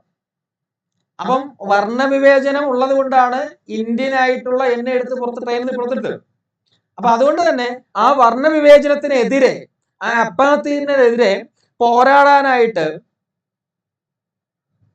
ഇദ്ദേഹം ദക്ഷിണാഫ്രിക്കയില് 1893 ഗാന്ധിജി പഠനത്തിന് ശേഷം രണ്ടാമതായിട്ട് എന്ത് ചെയ്യുന്നത്? മറന്നു പോകരുത്. It's A PYQ of railway. Okay. 1893 Gandhiji എവിടെ പോകുന്നത്? ദക്ഷിണാഫ്രിക്കയിലേക്ക് പോകുന്നത്, ആ കേസ് വാദിക്കാനായിട്ട്. അതിനുശേഷം അവിടെ ചെന്നിട്ട് ഈ അനുഭവങ്ങൾ ഉണ്ടാകുമ്പോഴത്തേക്ക് 1894 ഇദ്ദേഹം ഈ വർണ്ണവിവേചനത്തിനെതിരെ പോരാടാനായിട്ട് ഒരു സംഘടനയ്ക്ക് ഈ ദക്ഷിണാഫ്രിക്കയിൽ രൂപം കൊടുക്കുന്നു. ആ സംഘടനയുടെ പേരാണ് ഏതാണ്? ആർക്ക് പറയാം? ഇവിടെ നേറ്റാൾ ഇന്ത്യൻ കേട്ടിട്ടില്ല അല്ലേ? കോൺഗ്രസ്, നേറ്റാൾ ഇന്ത്യൻ കോൺഗ്രസ് കേട്ടിട്ടുണ്ടോ? ഓക്കെ, നമ്മൾ യു പി ഒക്കെ പഠിച്ചല്ലേ നേറ്റാൾ ഇന്ത്യൻ കോൺഗ്രസ് എന്ന് പറയുന്നത് അല്ലേ? ആ നേറ്റാൾ ഇന്ത്യൻ കോൺഗ്രസിന്റെ ഫസ്റ്റ് സെക്രട്ടറി ആയിരുന്നു ആരെന്ന് പറയുന്നത്? ഫസ്റ്റ് സെക്രട്ടറി ആയിരുന്നു ആരെന്ന് പറയുന്നത്? നമ്മുടെ എം കെ ആരാണ്? എം കെ നമ്മുടെ Mahatma Gandhi, first secretary. Okay, clear ആണോ അത്രയും? ഈ ഒരു ഇത് കഴിഞ്ഞ് 94 കഴിഞ്ഞ് ഒരു 99 ആവുമ്പോഴത്തേക്ക് ഈ ദക്ഷിണാഫ്രിക്കയില് കറുത്തവർഗക്കാരുണ്ട്. ആ കറുത്തവർഗക്കാരുടെ ആ വലിയ രാജ്യം ബ്രിട്ടീഷുകാർ ഇന്ത്യ കീഴടക്കിയത് പോലെ തന്നെ അവിടെ കീഴടക്കി വെച്ചിരിക്കുക. ബ്രിട്ടീഷുകാരുടെ ഭരണം നടന്നുകൊണ്ടിരിക്കുന്നു. ബ്രിട്ടീഷുകാര് ഈ കറുത്തവർഗക്കാരെ അമിതമായിട്ട് അടിച്ചമർത്തി ഭരണം നടത്തിക്കൊണ്ടിരിക്കുന്നു. അപ്പോൾ ഗാന്ധിജിയും ഇതില് എന്താണ് മീൻസ് വിഷമത്തിലായിരിക്കുകയാണ്. ആ സമയത്താണ് 1899 ഈ വെള്ളക്കാർക്കെതിരെ അവിടെയുള്ള കറുത്തവർഗക്കാര് അണിനിരക്കുകയും ഈ വെള്ളക്കാർക്കെതിരെ ഒരു പ്രക്ഷോഭം നടത്തുകയും ചെയ്തു. ആ യുദ്ധത്തെ ഒരു പേരിൽ നിങ്ങൾ അറിയപ്പെടുന്നുണ്ട് അല്ലെ? എന്താണ്ട് ബോയർ വാർ എന്നൊക്കെ വിളിക്കും. അല്ലെങ്കിൽ നിങ്ങൾ ബൂവർ എന്നൊക്കെ കേട്ടില്ലേ? ബൂവർ യുദ്ധം അല്ലെ? ബൂവർ യുദ്ധം അല്ലെങ്കിൽ ഫ്രീഡം യുദ്ധം എന്നൊക്കെ പറയുന്ന ഫ്രീഡം വാർ എന്നൊക്കെ പറയുന്നത്, അല്ലെങ്കിൽ ബോയർ വാർ എന്നാണ് അതിനെ വിളിക്കുന്നത്. BOER, ബോയർ വാർ. ഇംഗ്ലീഷിലൊക്കെ എഴുതുന്നത് ശ്രദ്ധിച്ചോളുക. ഓക്കെ, ഫ്രീഡം വാർ എന്നോ ബൂവർ വാർ എന്നോ, ബൂവറിനെയാണ് നമ്മൾ ബോയർ എന്ന് എഴുതുന്നത് കേട്ടോ. BOER ആണ് ബോയർ വാറിനെയാണ് നമ്മൾ ബൂവർ എന്ന് മലയാളത്തിൽ ഉച്ചരിക്കുന്നത്. മലയാളീകരിച്ച് നമ്മൾ അങ്ങനെയാണ് പഠിച്ചിട്ടുള്ളത്. അപ്പൊ ഈ ബോയർ വാർ 1899 ഈ ബോയർ വാർ നടത്തുന്നു. ആർക്കെതിരെ? ദക്ഷിണാഫ്രിക്കയിലെ വെളുത്ത വർഗക്കാർക്ക് എതിരെ അവിടെയുള്ള കറുത്ത വർഗക്കാർ, അതായത് വെള്ളക്കാർക്കെതിരെ ദക്ഷിണാഫ്രിക്കയിൽ നടന്ന ഒരു യുദ്ധമാണ് ഈ ഫ്രീഡം വാർ അല്ലെങ്കിൽ ബൂവർ വാർ. എഴുതുമ്പോൾ ബോയർ വാർ എന്ന് എഴുതുന്നത്. അപ്പം അവിടെ എന്ത് ചെയ്തു? ഈ 1899 ഗാന്ധിജി അവിടെ അല്ലെങ്കിൽ ഈ ദക്ഷിണാഫ്രിക്കയിലെ കറുത്തവർഗക്കാരോട് അനുഭാവം പ്രകടിപ്പിച്ചുകൊണ്ട് ഗാന്ധിജി അതിലൊരു ആംബുലൻസ് വിഭാഗമൊക്കെ ഉണ്ടാക്കിയിട്ട്, അതായത് പരിക്ക് പറ്റുന്നവരെ ചികിത്സിക്കാനും മറ്റുമൊക്കെ ആയിട്ട് ഒരു ആംബുലൻസ് വിഭാഗത്തെ ഉണ്ടാക്കിക്കൊണ്ട് അവരെ സഹായിച്ചിട്ടുണ്ട് ഗാന്ധിജി.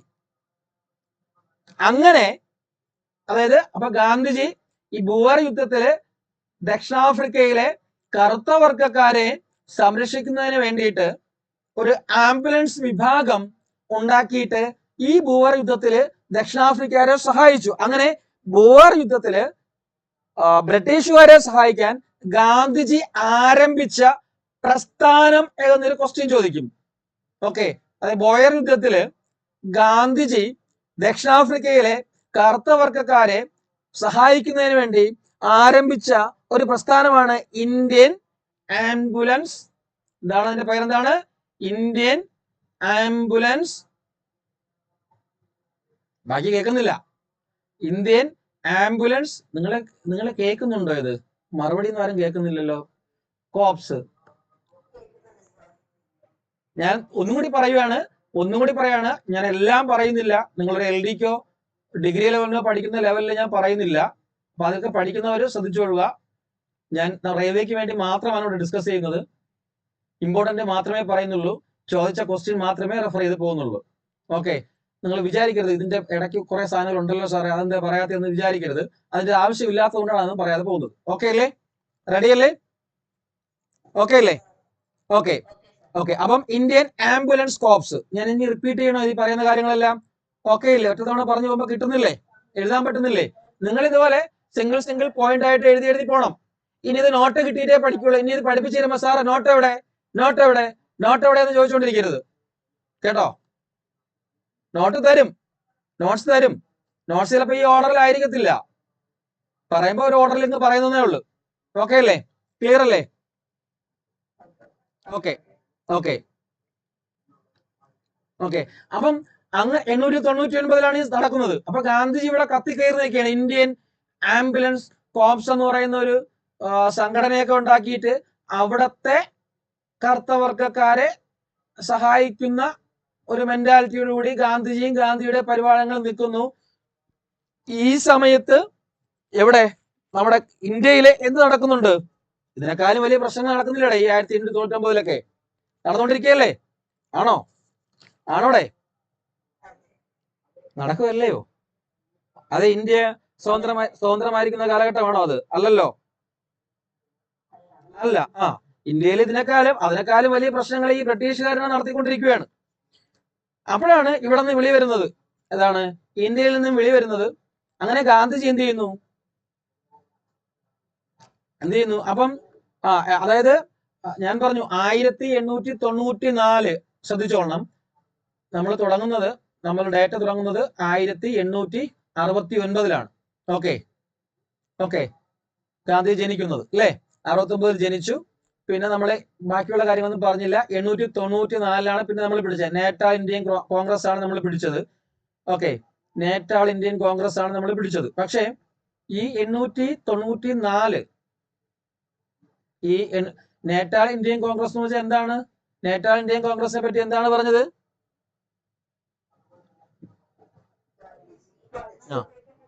വർണ്ണ വിവേചനത്തിനെതിരെ അപ്പാർത്തൈഡ് അല്ലെ? വർണ്ണവിവേചനത്തിനെതിരെ പോരാടാനായിട്ട് ഗാന്ധിജി ദക്ഷിണാഫ്രിക്കയിൽ രൂപം കൊടുത്ത ഒരു സംഘടന.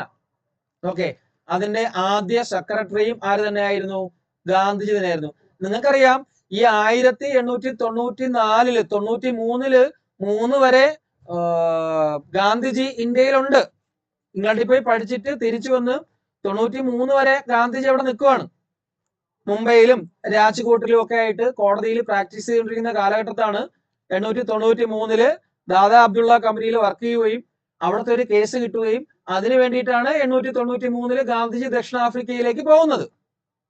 ആദ്യമായിട്ട് ഗാന്ധിജി ദക്ഷിണാഫ്രിക്കയിലേക്ക് പോകുന്നത് എന്ന് 1893 ഓക്കെ.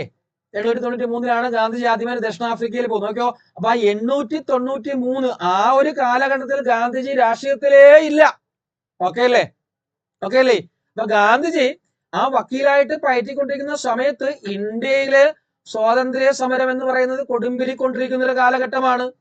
കാരണം 893 മുമ്പ് 1885 ഇന്ത്യയിൽ ഒരു വലിയൊരു പ്രസ്ഥാനം രൂപം കൊണ്ടു അല്ലേ?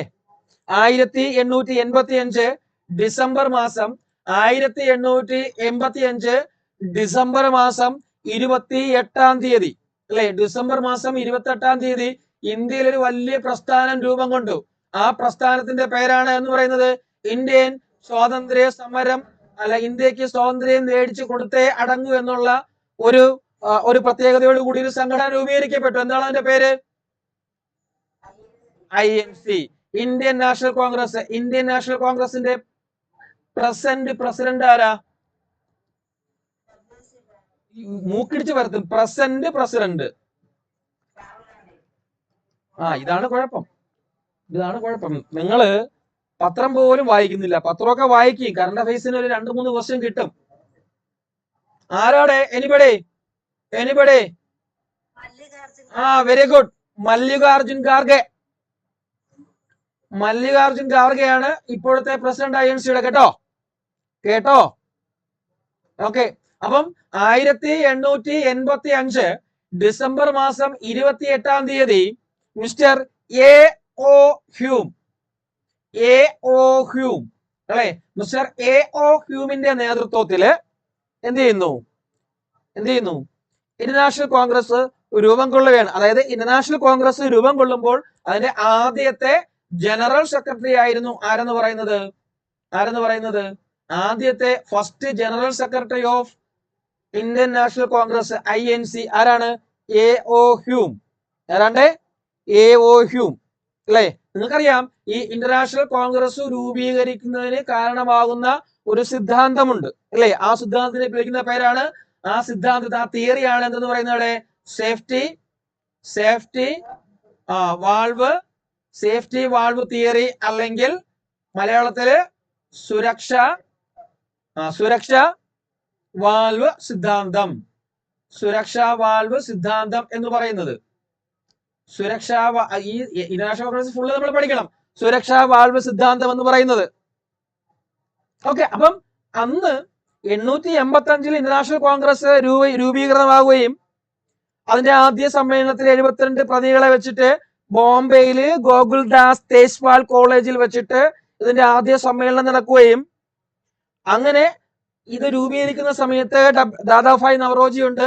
ആ ദാദാഭായ് നവറോജിയാണ് ഈ സംഘടനയ്ക്ക് ഇന്റർനാഷണൽ കോൺഗ്രസ് എന്ന് പേര് കൊടുക്കാമെന്ന് പറയുകയും അങ്ങനെ ആ സമ്മേളനത്തിൽ വെച്ചിട്ട് WC ബാനർജിയെ ഇന്റർനാഷണൽ കോൺഗ്രസിന്റെ ആദ്യ പ്രസിഡന്റ് ആയിട്ട് തെരഞ്ഞെടുക്കുകയും അല്ലേ, ആ WC ബാനർജി INCയുടെ ആദ്യ പ്രസിഡന്റ് ആകുമ്പോൾ ഇന്ത്യ ഭരിച്ചുകൊണ്ടിരിക്കുന്നത് ബ്രിട്ടീഷ് ഇന്ത്യയാണ്.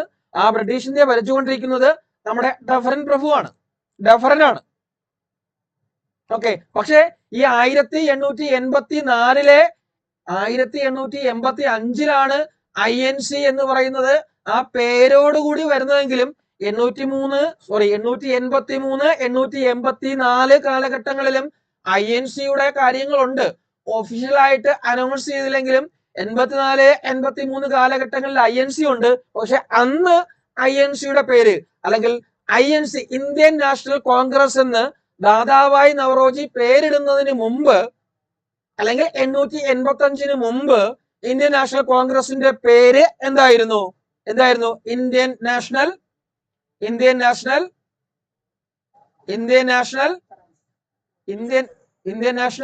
യൂണിയൻ എന്നായിരുന്നു. Indian national union. ഈ ഇന്ത്യൻ നാഷണൽ യൂണിയൻ എന്നറിയപ്പെട്ടിരുന്ന സംഘടനയാണ് 885 ഇന്ത്യൻ നാഷണൽ കോൺഗ്രസ് ആയിട്ട് മാറുന്നത്. INC, മറ്റത് INU എന്നായിരുന്നു. ഇന്ത്യൻ നാഷണൽ യൂണിയൻ എന്നായിരുന്നു. അതാണ് INC ആയിട്ട് മാറുന്നത്. ഈ INC എന്ന് പേര് കൊടുക്കുന്നത് WC ബാനർജിയാണ്. ഓക്കെ, WC ബാനർജിയാണ്. അപ്പൊ ഈ INC ഇന്റർനാഷണൽ കോൺഗ്രസ് ഇവിടെ രൂപീകൃതമായിട്ടുണ്ട്. ഇതൊന്നും ഗാന്ധിജി ചിന്തിക്കുന്നേ ഇല്ല, ഗാന്ധിജി മൈൻഡ് ചെയ്യുന്നേ ഇല്ല. ഗാന്ധിജി വക്കീലായിട്ടിരിക്കുന്നു. അങ്ങനെ ഇരിക്കുന്ന കാലഘട്ടത്തിൽ പിന്നെ അദ്ദേഹം ഇതിനെക്കുറിച്ച് കൂടുതൽ അറിയുകയും മറ്റുള്ളവരുമായിട്ട് ബന്ധം സ്ഥാപിക്കുകയൊക്കെ ചെയ്തതിന്റെ ഫലമായിട്ട് ഇദ്ദേഹം കൂടുതൽ പ്രചോദനാകുകയും ചെയ്യുന്നു. അങ്ങനെയാണ് ഈ 1800 നമ്മൾ എന്താ പറഞ്ഞുകൊണ്ടുവന്ന മുകളില് 1899 ഈ ഇന്ത്യൻ ആംബുലൻസ് കോർപ്സ്. അപ്പം ആ ഒരു സമയത്ത് ഇന്ത്യയിൽ ഉണ്ടായിരുന്ന കാലത്ത് രാഷ്ട്രീയത്തിൽ ഇടപെട്ടില്ലെങ്കിലും ഈ ആഫ്രിക്കയിലോട്ട് ചെന്നപ്പോൾ ഈ ഉച്ചനീചത്വങ്ങൾ മനസ്സിലാക്കാൻ കഴിയുകയും ബ്രിട്ടീഷുകാർക്കെതിരെ പോരാടാനായിട്ടുള്ള ഒരു മനോവീര്യം നേടിയെടുക്കുകയും അല്ലെങ്കിൽ പോരാടിയേ പറ്റൂ എന്നുള്ളൊരു തോന്നലുണ്ടാവുകയും ചെയ്തതിന്റെ ഫലമായിട്ടാണ് ഇദ്ദേഹം ആദ്യമായിട്ട് ഈ നേറ്റാൾ ഇന്ത്യൻ കോൺഗ്രസ് ഒക്കെ രൂപീകരിക്കുന്നത്. അതിനുശേഷം ആ വെള്ളക്കാരോട് ഈ കറുത്തവർഗക്കാരായിട്ടുള്ള ദക്ഷിണാഫ്രിക്കക്കാർ ഏറ്റുമുട്ടിയപ്പോൾ അവരെ സഹായിക്കാനായിട്ട് ഇന്ത്യൻ ആംബുലൻസ് കോർപ്സ് എന്ന് പറയുന്ന ഒരു സംഘടന ഉണ്ടാക്കുകയും ഇതൊക്കെ ഇന്ത്യയിൽ അറിയുകയും ചെയ്തു. അപ്പൊ ഇന്ത്യയിൽ വന്നിട്ടും പോരാടണം എന്നുള്ള മനസ്സിൽ ഗാന്ധിജിക്ക് വന്നു. അങ്ങനെ ഇരിക്കുന്ന കാലഘട്ടത്തിലാണ് 899 നടക്കുന്നത്. 1899 1899 കഴിഞ്ഞ അടുത്ത വർഷം ഏതാ?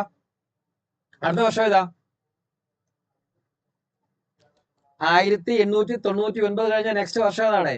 99. അടുത്തത് 1900. 1900 ആ 1900 ആയപ്പോഴത്തേക്ക് കുറെ കാര്യങ്ങളൊക്കെ ഗാന്ധിജി മനസ്സിലാക്കാൻ തുടങ്ങി.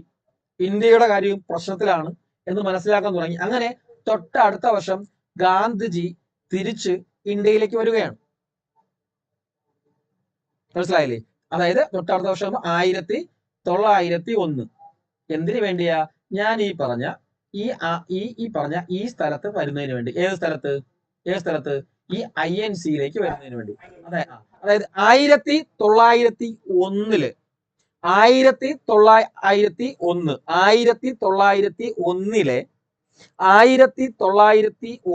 ശ്രദ്ധിച്ചോളണം. 1901 INC സമ്മേളനത്തിൽ പങ്കെടുക്കുവാനായിട്ടാണ് ഗാന്ധിജി അന്ന് തിരിച്ചു വരുന്നത്. എവിടേക്ക് വരുന്നത്? ഇന്ത്യയിലേക്ക് തിരിച്ചു വരുന്നത്. അപ്പം അവിടുത്തെ ഒരു ക്വസ്റ്റ്യൻ പഠിച്ചോളണം. 1901 INC സമ്മേളനത്തിൽ പങ്കെടുക്കുന്നതിന് വേണ്ടിയാണ് ഗാന്ധിജി എവിടെ നിന്ന്, ദക്ഷിണാഫ്രിക്കയിൽ നിന്ന്, സൗത്ത് ആഫ്രിക്കയിൽ നിന്ന് തിരിച്ചു നേരെ എങ്ങോട്ടേക്ക് വരുന്നു, നമ്മുടെ ഇന്ത്യയിലേക്ക് വരുന്നു, ബ്രിട്ടീഷ് ഇന്ത്യയിലേക്ക് വരുന്നു. അപ്പം ആ 1901 INC സമ്മേളനം എന്ന് പറയുന്നത് എവിടെ വെച്ചാണെന്ന് ചോദിച്ചു കഴിഞ്ഞാല് നമുക്കറിയാം എവിടെ വെച്ചായിരുന്നു. 1901 INC സമ്മേളനം എന്ന് പറയുന്നത് എവിടെ വെച്ചായിരുന്നു, കൊൽക്കത്തയിൽ വെച്ചായിരുന്നു 1901 INC സമ്മേളനം. അപ്പൊ ഗാന്ധിജി പങ്കെടുത്ത ആദ്യ INC സമ്മേളനം ഏതാണ് 1901 കൊൽക്കത്ത. അപ്പൊ ഗാന്ധിജി ആദ്യമായിട്ട് പങ്കെടുത്ത ആദ്യ കോൺഗ്രസ് സമ്മേളനം ഏതെന്ന് ചോദിച്ചു കഴിഞ്ഞാല് 1901 കൊൽക്കത്ത കോൺഗ്രസ് സമ്മേളനം. അങ്ങനെ 1901 ആ കൊൽക്കത്ത കോൺഗ്രസ് സമ്മേളനത്തിലെ പ്രസിഡന്റ് ആരെന്ന് ചോദിച്ചു കഴിഞ്ഞാൽ, ആരായിരുന്നു പ്രസിഡന്റ് എന്ന് ചോദിച്ചു കഴിഞ്ഞാൽ ദിൻഷ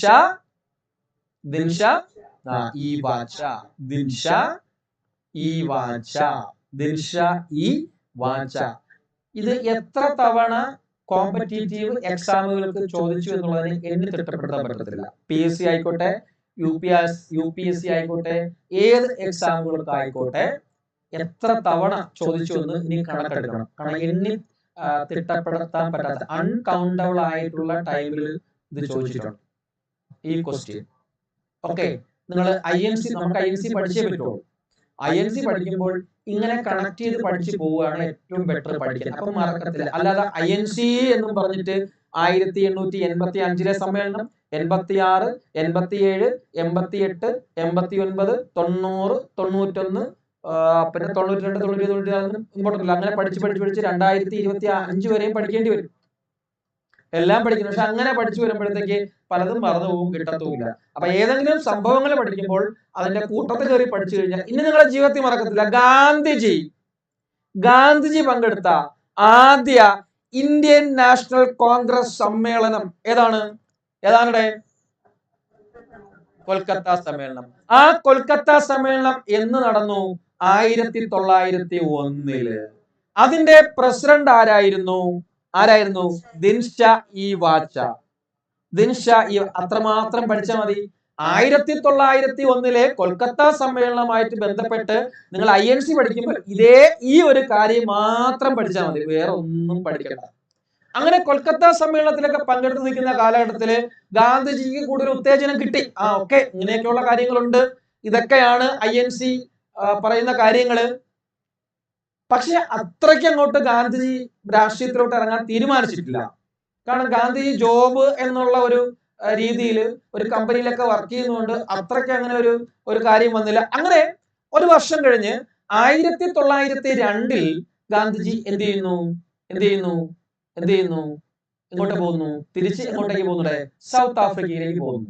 അപ്പൊ ഞാൻ എന്തുകൊണ്ടാണ് നിങ്ങളെ ഒന്ന് ജസ്റ്റ് അറിഞ്ഞുകൂടാത്തവരെ ഇൻട്രൊഡ്യൂസ് ചെയ്യുന്നതിന് വേണ്ടിയാണ് ആദ്യം ഞാൻ INCയെ പറ്റി ഒന്ന് പറഞ്ഞു കേട്ടോ. ഇതൊന്നും അല്ല INC ഒരു പാരാവാരമാണ്. അതിന്റെ ഒരു ഇൻട്രൊഡക്ഷൻ, തുടക്കമാണ് ഞാൻ ഈ പറഞ്ഞത് കേട്ടോ. ആദ്യം ഞാൻ പറഞ്ഞില്ലേ? ഓക്കെ, സുരക്ഷാ വാൽവ് സിദ്ധാന്തവും AO ഹ്യൂമും WC ബാനർജിയും ഈ പറഞ്ഞ കാര്യങ്ങളൊക്കെ ഒരു ജസ്റ്റ് ഒന്നൊരു ഇൻട്രൊഡ്യൂസ് ചെയ്താണ് നിങ്ങളെ. ആ INCയിലേക്കാണ്. INCയുടെ 1901 നടന്ന കൊൽക്കത്ത സമ്മേളനത്തിലാണ് ഗാന്ധിജി ആദ്യമായിട്ട് പങ്കെടുക്കുന്നത്. ഓക്കെ, ക്ലിയർ ആയോടെ? അങ്ങനെ എന്താണ്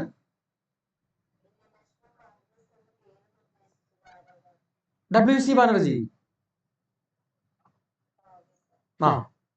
WC ബാനർജി എന്ന് ദാദാഭായ് നവറോജി. ഞാൻ WC ബാനർജി എന്നാണ് എഴുതിയത്. ദാദാഭായ് നവറോജി. ഞാൻ WC ബാനർജി എന്നാണ് എഴുതിയത്, അല്ലല്ലോ. അങ്ങനെയാണോ പറഞ്ഞത്? സോറി, തെറ്റിപ്പോയിരിക്കും കേട്ടോ. ദാദാഭായ് നവറോജിയാണ് കേട്ടോ. പരീക്ഷയ്ക്ക് നമുക്ക് ഇങ്ങനെ തെറ്റിപ്പോവും. ശ്രദ്ധിച്ചില്ലെങ്കിൽ ഇവിടെയൊക്കെ തെറ്റും. ദാദാഭായ് നവറോജിയാണ് INC, അതായത് ഇന്ത്യൻ നാഷണൽ യൂണിയനെ ഇന്ത്യൻ നാഷണൽ കോൺഗ്രസ് എന്നുള്ള പേരിലേക്ക് മാറ്റുന്നത്, INCയിലേക്ക് മാറ്റുന്നത് കേട്ടോ. ദാദാഭായ് നവറോജിയാണ്. ഓക്കെ. WC ബാനർജി എന്ന് പറയുന്നത് അങ്ങനെ ഇന്ത്യൻ നാഷണൽ കോൺഗ്രസ് ഉണ്ടാകുമ്പോൾ ആ ഇന്ത്യൻ നാഷണൽ കോൺഗ്രസിന്റെ ആദ്യ പ്രസിഡന്റ്, ഓക്കെ, ഇന്ത്യൻ നാഷണൽ കോൺഗ്രസിന്റെ ആദ്യ പ്രസിഡന്റ് ആയിരുന്നു WC ബാനർജി. ഇന്ത്യൻ നാഷണൽ കോൺഗ്രസിന്റെ ആദ്യ ജനറൽ സെക്രട്ടറി ആയിരുന്നു AO ഹ്യൂം. ഓക്കെ ഓക്കെ ആ സമയത്തെ, അതായത് രൂപീകരിക്കുമ്പോൾ ഉണ്ടാവുന്ന ആദ്യ ജനറൽ സെക്രട്ടറി AO ഹ്യൂം, രൂപീകരിക്കുമ്പോൾ ഉണ്ടാവുന്ന ആദ്യ പ്രസിഡന്റ് WC ബാനർജി. അങ്ങനെ രൂപീകരണം നടക്കുമ്പോൾ ഇന്ത്യ ഭരിക്കുന്നത് ബ്രിട്ടീഷ് ഇന്ത്യ ആയതുകൊണ്ട് അന്നത്തെ വൈസ്രോയി ആയിരുന്നത് ആരായിരുന്നു? ഡഫറിൻ. ഡഫറിനെ കുറിച്ച് കേട്ടിട്ടുണ്ടോ? ഡഫറിനെ കുറിച്ച് കേട്ടിട്ടുണ്ടോ? ഡഫറിനെ കുറിച്ച് കേട്ടിട്ടില്ലെങ്കിൽ കേൾക്കണം കേട്ടോ. ഡഫറിനെ കുറിച്ച് കേട്ടിട്ടില്ലെങ്കിൽ കേട്ടേ പറ്റുള്ളൂ, പരീക്ഷയ്ക്ക് ചോദിക്കും. അപ്പൊ ഡഫറിനെ കുറിച്ച് പഠിക്കണം. അതായത് അപ്പൊ ഡഫറിനെ കുറിച്ച് പഠിക്കുമ്പോൾ നിങ്ങളുടെ മനസ്സിൽ തന്നെ ആദ്യം ഓർമ്മ വരേണ്ടത് എന്താണ്? ഡഫറിൻ പ്രഭുവെ കുറിച്ചിട്ട് മനസ്സിൽ കേൾക്കുമ്പോൾ ആദ്യം നിങ്ങളുടെ മനസ്സിലേക്ക് ഓർമ്മ വരേണ്ടത് എന്താണ്? ഡഫറിൻ. അത് തന്നെയാണ്. ഡഫറിൻ പ്രഭുവിനെ കുറിച്ച് കേൾക്കുമ്പോൾ നിങ്ങളുടെ മനസ്സിൽ ആദ്യം ഓർമ്മ വരേണ്ടത് എന്താണ്? INC രൂപീകരണ സമയത്തെ ഇന്ത്യയിലെ വൈസ്രോയി ഈ ഡഫറിൻ പ്രഭുവാണ് INCയെ. കാരണം ബ്രിട്ടീഷുകാർക്ക് ഇഷ്ടമുണ്ടോ ഇത് ഉണ്ടാക്കുന്നതിന്? ഇഷ്ടമാണോ ബ്രിട്ടീഷുകാർക്ക്? അല്ലല്ലോ. ബ്രിട്ടീഷുകാർക്ക് ഒരു താല്പര്യമില്ലല്ലോ ഇന്ത്യക്ക് സ്വാതന്ത്ര്യം കൊടുക്കാൻ. അപ്പൊ ഇതുണ്ടാക്കുന്നതിനോട് ഒരു താല്പര്യമില്ല. അതുകൊണ്ട് തന്നെ ഡഫറിൻ ഈ INCയെ കളിയാക്കി. എന്തെന്ന് വിളിച്ചുകൊണ്ട്? മൈക്രോസ്കോപ്പിക് മൈനോറിറ്റി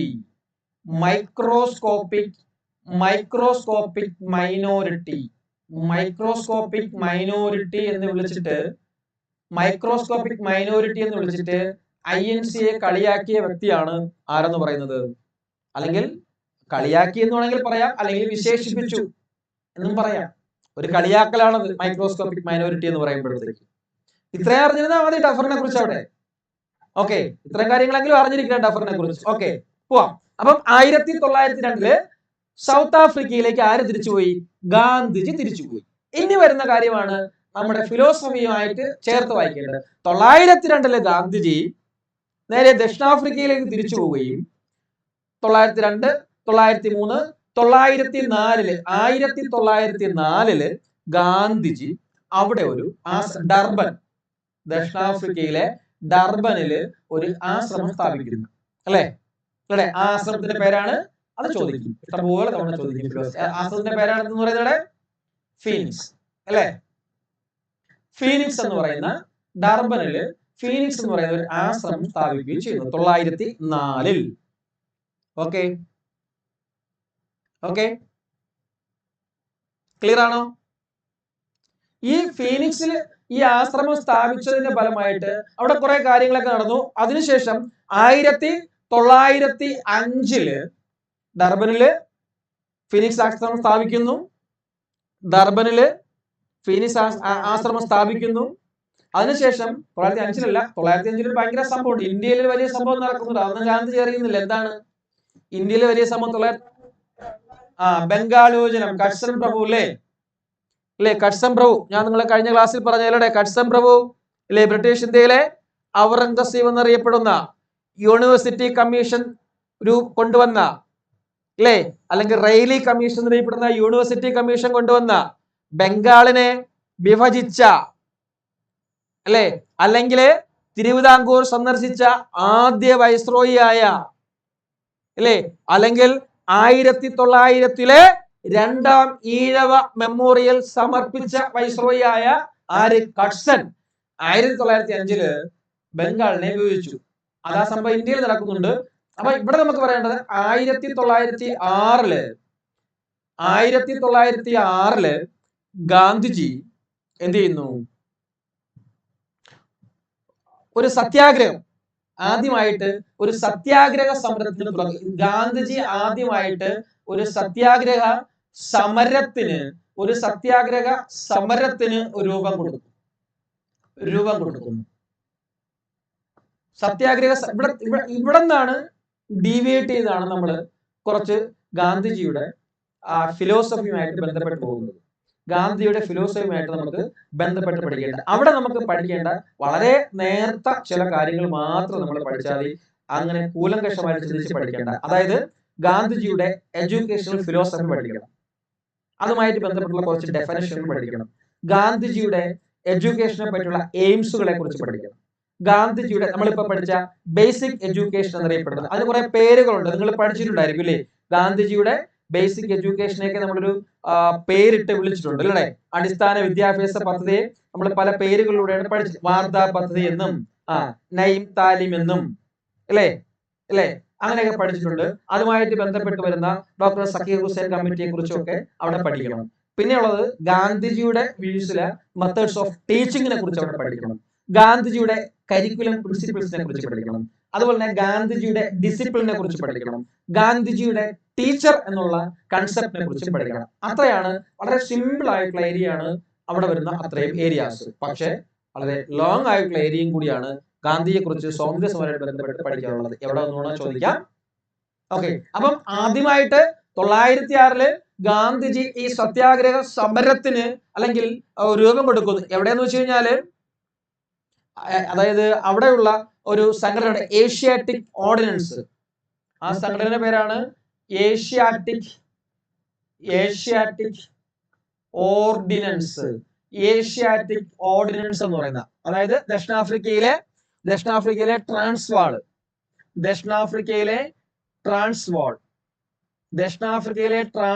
എന്ന് പറയുന്ന സ്ഥലത്ത് ഏഷ്യാറ്റിക് ഓർഡിനൻസ് എന്ന് പറയുന്ന ഒരു സംഘടനയ്ക്കെതിരെയാണ് ഗാന്ധിജി തന്റെ ആദ്യ സത്യാഗ്രഹ സമരത്തിന് രൂപം കൊടുക്കുന്നത് അല്ലേ? ഗാന്ധിജി പറയുന്നുണ്ട് സത്യാഗ്രഹ ഈസ് ഫോംഡ് ബൈ, അല്ലെ? സത്യാഗ്രഹ എന്ന് പറയുമ്പോൾ, സത്യാഗ്രഹം എന്ന് പറയുന്ന വാക്കുണ്ടായിരിക്കുന്നത് പ്രധാനമായിട്ടും 2 സംസ്കൃത വാക്ക്. സത്യ മീൻസ് എന്താണ്? സത്യം എന്ന് പറഞ്ഞാൽ എന്താണ്? ട്രൂത്ത് അല്ലേ? ആഗ്രഹ എന്ന് പറഞ്ഞു കഴിഞ്ഞാൽ എന്താണ്? മുറുകെ പിടിക്കുക എന്നുള്ളതാണ് അല്ലെ? ഹോൾഡിംഗ് ഫേംലി ടു എന്നുള്ളതാണ് അല്ലെ? സത്യത്തെ മുറുകെ പിടിക്കുക മീൻസ് സത്യാഗ്രഹ.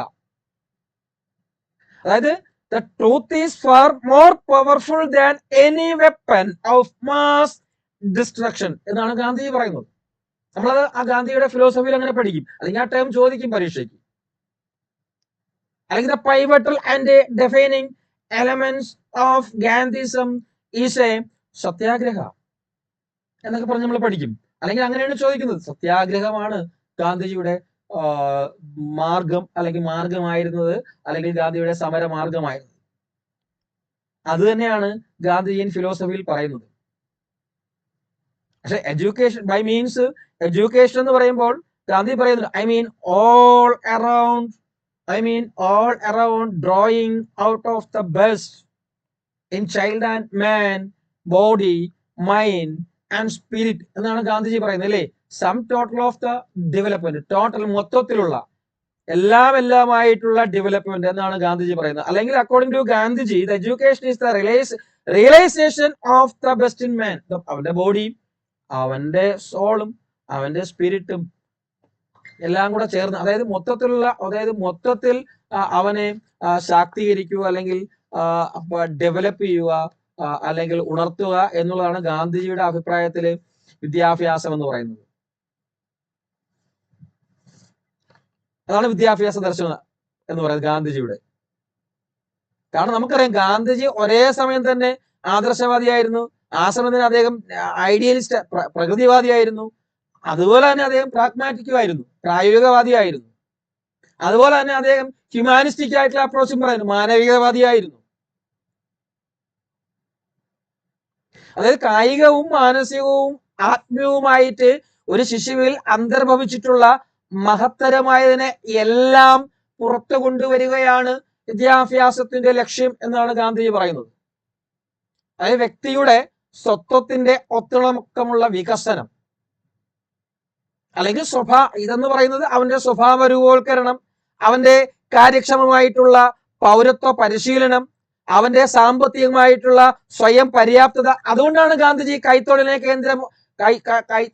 വൊക്കേഷണൽ ആയിട്ടുള്ള കൈത്തൊഴിൽ കേന്ദ്രീകൃതമായിട്ടുള്ള പഠനരീതിയായിരുന്നു, തൊഴിൽ പരിശീലനപരമായിട്ടുള്ള പഠനരീതിയായിരുന്നു, സാമാന്യ വിദ്യാഭ്യാസം, അതായത് സുന്ദരകലകളിലുള്ള പരിശീലനം അല്ലേ? അതൊക്കെയായിരുന്നു ഗാന്ധിയുടെ ദർശനങ്ങൾ എന്ന് പറയുന്നത്. അടിസ്ഥാന വിദ്യാഭ്യാസം എന്ന് പറയുന്നത് നമ്മളിപ്പോ പറഞ്ഞുകൊണ്ട് വന്ന ബേസിക് എഡ്യൂക്കേഷൻ, 9th താലിംഗ് എന്ന് പറയുന്ന വാർത്താ പദ്ധതി എന്ന് പറയുന്ന ആ ഒരു ഗ്രേഡിലേക്ക് വരാനുള്ള കാരണം എന്ന് പറയുന്നത്, കാരണം അടിസ്ഥാന വിദ്യാഭ്യാസം എന്ന് പറയുന്നത് ഗാന്ധിയുടെ കൺസെപ്റ്റ് അനുസരിച്ച് ജീവിതത്തിന് വേണ്ടി ജീവിതത്തിലൂടെ നേടുന്ന ഒന്നാണ് അടിസ്ഥാന വിദ്യാഭ്യാസം. ജീവിതത്തിന് വേണ്ടി മീൻസ് ഭാരതീയമായ സംസ്കാരത്തെ അടിസ്ഥാനമാക്കിയിട്ടുള്ളത്. അതായത് ഒരു ശിശുവിന്റെ അടിസ്ഥാനമായിട്ടുള്ള അതായത് ഇന്നത്തെ രക്ഷകർത്താക്കളെ കാണിക്കാത്തൊരു കാര്യം, അവന് സ്കൾപ്ചറിങ് ആയിരിക്കും താല്പര്യം, അവനെ പിടിച്ച് ഡോക്ടറാക്കിയിട്ട് കാര്യമില്ലല്ലോ. അല്ലെങ്കിൽ അവന് ചിത്രം വരെയായിരിക്കും താല്പര്യം, അവനെ പിടിച്ചിട്ട് എഞ്ചിനീയർ ആക്കിയിട്ട് കാര്യമില്ല. അവന് മെക്കാനിക്കൽ ഫീൽഡ് ആയിരിക്കും താല്പര്യം, അവനെ പിടിച്ചുകൊണ്ട് നഴ്സാക്കിയിട്ട് കാര്യമില്ല. അപ്പൊ ശിശുവിന്റെ അടിസ്ഥാന വാസനകളുമായിട്ട് ബന്ധപ്പെടുത്തി അല്ലെങ്കിൽ അങ്ങനെയായിരിക്കണം അവന് വിദ്യാഭ്യാസം കൊടുക്കേണ്ടത്. അപ്പൊ ആ ബ്രിട്ടീഷ് ഭരണകാലത്ത് നേരിടുന്ന നിഷ്ഫലവും പുസ്തകാധിഷ്ഠവുമായിട്ടുള്ള പരീക്ഷാ കേന്ദ്രീകൃതമായിട്ടുള്ള വിദ്യാഭ്യാസ രീതിയോടുള്ള ശക്തമായിട്ടുള്ള പ്രതിഷേധത്തിന്റെ ഫലമായിട്ടാണ് ഗാന്ധിജി എന്തുകൊണ്ടുവരുന്നത്. ഇന്നിപ്പം പുസ്തകാധിഷ്ഠിതമായിട്ടുള്ള മാറിയിട്ടുണ്ട് അല്ലേ? മാറി ഇവിടെ ഇല്ലേ? 1937 ഗാന്ധിജി വിഭാവനം ഈ അടിസ്ഥാന വിദ്യാഭ്യാസ പദ്ധതി അല്ലെങ്കിൽ 9th താലിം എന്ന് പറയുന്ന പദ്ധതി, അല്ലെങ്കിൽ വാർത്താ പദ്ധതി എന്ന് പറയുന്നത്, അല്ലെങ്കിൽ ബോധന മാധ്യമം എന്ന് പറയുന്നത് മാതൃഭാഷയിൽ ആയിരിക്കണം എന്ന് പറയുന്ന ആ ഒരു ബേസിക് എഡ്യൂക്കേഷൻ പ്ലാൻ ഗാന്ധിജി കൊണ്ടുവരുന്നത് ഈ ബ്രിട്ടീഷുകാര് കൊണ്ടുവന്നിരുന്ന ഈ ടെക്സ്റ്റ് ഓറിയന്റ് ആയിട്ടുള്ള അല്ലെങ്കിൽ എക്സാം ഓറിയന്റ് ആയിട്ടുള്ള കാര്യങ്ങളെ പാടെ തൂത്തെറിയുക എന്നുള്ള ലക്ഷ്യത്തോടെയായിരുന്നു കൊണ്ടുവരുന്നത്. അപ്പൊ അതൊക്കെ ഉരുത്തിരിയുന്നത് ഇവിടെ നിന്നാണ്. 1906 ഏഷ്യാറ്റിക് ഓർഡിനൻസിനെതിരെ നടത്തിയ ആ ഒരു സത്യാഗ്രഹ സമരത്തിൽ നിന്നാണ് ഗാന്ധിജി അതിലേക്കുള്ള പാത വെട്ടിത്തെളിക്കുന്നത്. ഓക്കേടെ ക്ലിയർ ആണോ? അവിടെ എന്താണ്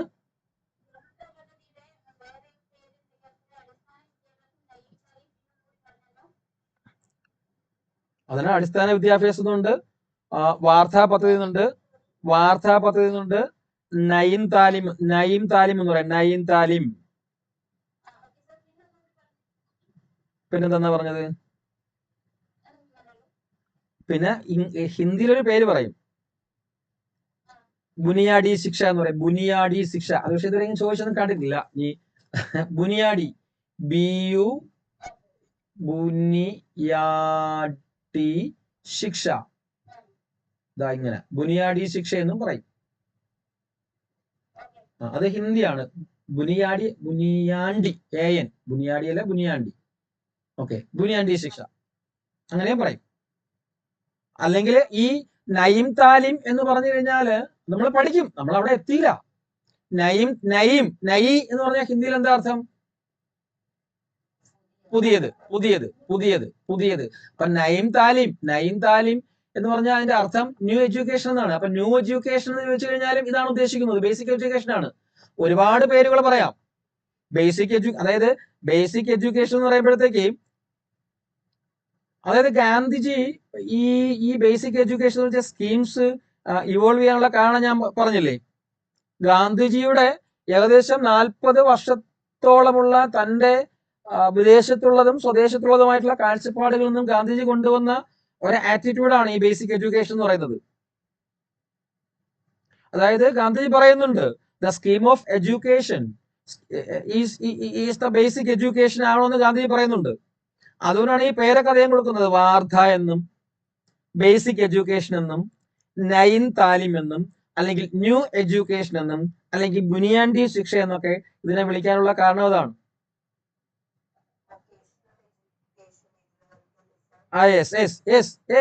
ഇത് വരുന്നതാണ്. അതായത് ടെക്സ്റ്റ് ഓറിയന്റ് ആയിട്ടുള്ള എക്സാം ഓറിയന്റ് ആയിട്ടുള്ള എഡ്യൂക്കേഷൻ സിസ്റ്റത്തെ മാറ്റിമറിക്കുക. അതായത് it is an educational scheme for common man who constitute the base or the backbone of the country എന്നുള്ളൊരു തിങ്കിങ്, ഒരു തോട്ട്സ്, അതിൽ നിന്നും ഉരുത്തിരിഞ്ഞു വന്നൊരു സംവിധാനമാണ് ഈ 9th താലിം എന്ന് പറയുന്നത്. What is the goal of this basic education is to enable a student to acquire a desired fruit through his or her own actions. അവനിലെ ഒളിഞ്ഞിരിക്കുന്ന, അവനിൽ അധിഷ്ഠിതമായിരിക്കുന്ന എന്തെങ്കിലും കഴിവുകൾ ഉണ്ടെങ്കിൽ അവനത് പുറത്തെടുത്ത് അവൻ ജീവിതത്തിൽ പകർത്തട്ടെ, അവൻ ജീവിതത്തിൽ വിജയിക്കട്ടെ എന്നാണ് ഗാന്ധിജിയുടെ ആശയം. മനസ്സിലായില്ലേ? അത് നമ്മൾ ഓരോന്നായിട്ട് പഠിക്കും. കാരണം ഗാന്ധിജിയുടെ എയിംസ് ഓഫ് എഡ്യൂക്കേഷനെ കുറിച്ച് നമ്മൾ പഠിക്കുമ്പോഴത്തേക്ക് ഒരുപാട് എയിംസ് ഉണ്ട്. ഗാന്ധിജി പറയുന്നുണ്ട് ബ്രെഡ് ആൻഡ് ബട്ടർ എന്നുള്ളതാണ് ഗാന്ധിയുടെ ആദ്യ എയിം. കേട്ടിട്ടില്ലേ? കേട്ടില്ലേ? ഇല്ലേ? ഗാന്ധി പറയുന്നത് education must aim at enabling every individual to earn livelihood എന്നാ ഗാന്ധി പറയുന്നത്. It must enable him to stand on feet എന്ന് പറയുന്നുണ്ട്. അല്ലെ? അവന് വേണ്ടിയിട്ടുള്ള ഭക്ഷണം, ബ്രെഡ് ആൻഡ് ബട്ടർ അവന് ഈ വിദ്യാഭ്യാസത്തിലൂടെ നേടാൻ കഴിയണം. അല്ലെങ്കിൽ എന്ത് വിദ്യാഭ്യാസം? ഇന്ന് പക്ഷേ അല്ലേ അങ്ങനെയാണോ? ഇന്ന് ആർക്കെങ്കിലും ഇല്ലേ, നമ്മള് ഡിഗ്രി, PG, MA ഒക്കെ പഠിച്ചിട്ട് വീണ്ടും തൊഴിലിന് വേണ്ടി അലയുകയല്ലേ? അവൻ പഠിക്കുന്ന വിദ്യാഭ്യാസം കൊണ്ട് അവനൊരു തൊഴിൽ നേടാൻ പറ്റുന്നുണ്ടോ? ഇല്ല. അപ്പൊ അങ്ങനെ പലതരത്തിലുള്ള കാര്യങ്ങൾ ഗാന്ധിജിയുടെ വിദ്യാഭ്യാസ ലക്ഷ്യങ്ങൾ എയിമിൽ പറയുന്നുണ്ട്. ബ്രെഡ് ആൻഡ് ബട്ടർ എന്ന് പറയുന്നുണ്ട്, കൾച്ചറൽ എയിം പറയുന്നുണ്ട്, ക്യാരക്ടർ എയിം പറയുന്നുണ്ട്, അതുപോലെ തന്നെ മറ്റേ പെർഫെക്റ്റ് ആയിട്ടുള്ള ഡെവലപ്മെന്റ് എയിം പറയുന്നുണ്ട്. പിന്നെ മറ്റേ എന്താണ് മറ്റേ ഈ എന്താ പറയുക, ഹാർമോണിയസ് ആയിട്ടുള്ള ഡെവലപ്മെന്റ്സിനെ കുറിച്ച് ഗാന്ധിജി വളരെ ഡീറ്റെയിലിംഗ് ആയിട്ട് പറയുന്നുണ്ട്. 3Rs കേട്ടിട്ടുണ്ടായി, നിങ്ങൾ പഠിച്ചിട്ടുണ്ടായിരിക്കും. 3Rs എന്ന് പറയുന്ന അല്ലേ, 3Rs കൊണ്ട് 3H കൊണ്ട് ഗാന്ധിയെ കുറിച്ച് പഠിക്കുമ്പോഴത്തേക്ക് 3Hനെ കുറിച്ചും പഠിക്കണം, 3Rsനെ കുറിച്ച്. RS means read, write and arithmetic എന്നുള്ളത്. ഓക്കെ, അപ്പം RSനെ കുറിച്ചും പഠിക്കണം, 3Hനെ കുറിച്ചും ഗാന്ധി. അത് രണ്ടും പരീക്ഷ റെയിൽവേയിൽ സ്ഥിരം ചോദിക്കുന്ന 3R ആൻഡ് 3H എന്ന് പറയുന്ന കാര്യങ്ങൾ. അത് രണ്ടും പരീക്ഷയ്ക്ക് എടുത്തെടുത്ത് ചോദിക്കുന്ന കാര്യങ്ങളാണ്. 3R ആൻഡ് 3H എന്ന് പറയുന്നത്. 3H എന്ന് പറയുന്നത് ഹെഡ്, ഹാർട്ട് ആൻഡ് ഹാൻഡ് എന്നുള്ളതാണ്. ഒന്നാമത്തെ H ഹെഡ്, രണ്ടാമത്തെ H ഹാർട്ട്, മൂന്നാമത്തെ H hand. Head means the കോഗ്നിറ്റീവ്സിനെ കുറിച്ച് പറയുന്നതാണ്. മീൻസ് ഹെഡ് എന്ന് പറയുന്നത് ചിന്ത, ബുദ്ധി. ഹാർട്ട് എന്ന് പറയുന്നത് ക്യാരക്ടർ ഫോർമേഷൻ, സ്വഭാവ രൂപീകരണം. ഹാൻഡ് എന്ന് പറയുന്നത് മീൻസ് ഇപ്പൊ നമ്മൾ പറഞ്ഞ basic education, craft education, skill education, that means hand. അപ്പം ഈ കാര്യങ്ങളാണ് ഗാന്ധിജിയുടെ വിദ്യാഭ്യാസ ദർശനങ്ങൾ എന്ന് പറയുന്നത്. സത്യത്തിൽ പറഞ്ഞു കഴിഞ്ഞു ഞാൻ. ഇത്രേ ഉള്ളൂ പഠിക്കാനായിട്ട്. പിന്നെ അതിന്റെ ഓർഡറിലൊന്ന് പറയണം നിങ്ങളെ കൊണ്ട്. ഓക്കെ, പക്ഷെ അതിനുവേണ്ടി ഗാന്ധിയെ കുറിച്ച് ഫുൾ അറിയുകയും വേണം. അവിടെ നിന്നും ചോദിക്കും, ഇവിടെ നിന്നും ചോദിക്കും. ഓക്കെ, ഇതിങ്ങനെ പഠിക്കാൻ ബുദ്ധിമുട്ടുണ്ടോ നിങ്ങൾക്ക്? ഉണ്ടോടെ? റെഡിയല്ലേ? പോകാം. അങ്ങനെ 1906 എന്ത് ചെയ്യുന്നു? ഞാൻ പറഞ്ഞു 1906 ഈ ഏഷ്യാറ്റിക് ഓർഡിനൻസ് എന്ന് പറയുന്ന സംഘടനയ്ക്കെതിരെ ഗാന്ധിജി ആദ്യമായിട്ട് ട്രാൻസ്വാളിൽ സത്യാഗ്രഹം ഇരിക്കുന്നു. ഫസ്റ്റ് സത്യാഗ്രഹം. ഓക്കെ. അങ്ങനെ 1906 ഈ സത്യാഗ്രഹ സമയത്താണ് ഗാന്ധിജി ആദ്യമായിട്ട് തന്റെ ബ്രഹ്മചര്യം എന്ന് പറയുന്നത് ജീവിതവ്രതമാക്കി മാറ്റുന്നത്. മാറ്റാനുള്ള കാരണം എന്ന് വെച്ച് കഴിഞ്ഞാല് ആ സമയത്ത് 1906 കഴിഞ്ഞ് ഈ പ്രശ്നത്തിന്റെ ഫലമായിട്ട് 1908 ഇദ്ദേഹത്തിന് ജയിലിൽ പിടിച്ചിരുന്നുണ്ട്. ഗാന്ധിജി 2 മാസം തടവിലിടുന്നുണ്ട്. മനസ്സിലായില്ലേ? അതായത് എവിടാ? 1908 ദക്ഷിണാഫ്രിക്കയിലെ, സൗത്ത് ആഫ്രിക്കയിലെ ജോഹന്നാസ്ബർഗ് ജയിലിലാണ് ഇദ്ദേഹത്തെ ഇടുന്നത് ആദ്യമായിട്ട്. 2 മാസത്തെ ആദ്യത്തെ ജയിൽവാസം. മനസ്സിലായി? ഈ സമയത്താണ് ഈ ജോഹന്നാസ്ബർഗ് ജയിലില് ഇദ്ദേഹം ജയിൽ ജീവിതം 2 മാസം നടത്തുന്ന സമയത്താണ്, ജയിൽവാസം അനുഭവിക്കുന്ന കാലത്താണ് 1908 ഗാന്ധിജി തന്റെ ആദ്യ പുസ്തകം പ്രസിദ്ധീകരിക്കുന്നത്. അങ്ങനെ 1908 ഈ ജോഹന്നാസ്ബർഗ് ജയിലിൽ കിടക്കുന്ന സമയത്താണ് ഇദ്ദേഹം തന്റെ ആദ്യ പുസ്തകം എത്രയോ എക്സാമുകൾക്ക് ചോദിച്ചിട്ടുള്ള ക്വസ്റ്റ്യൻ ആണ് അല്ലെ? ഏതാണ് ഒരിക്കലും മറക്കാത്ത? ഏതാണ്ട് പുസ്തകത്തിന്റെ പേരെന്താണ്ട്?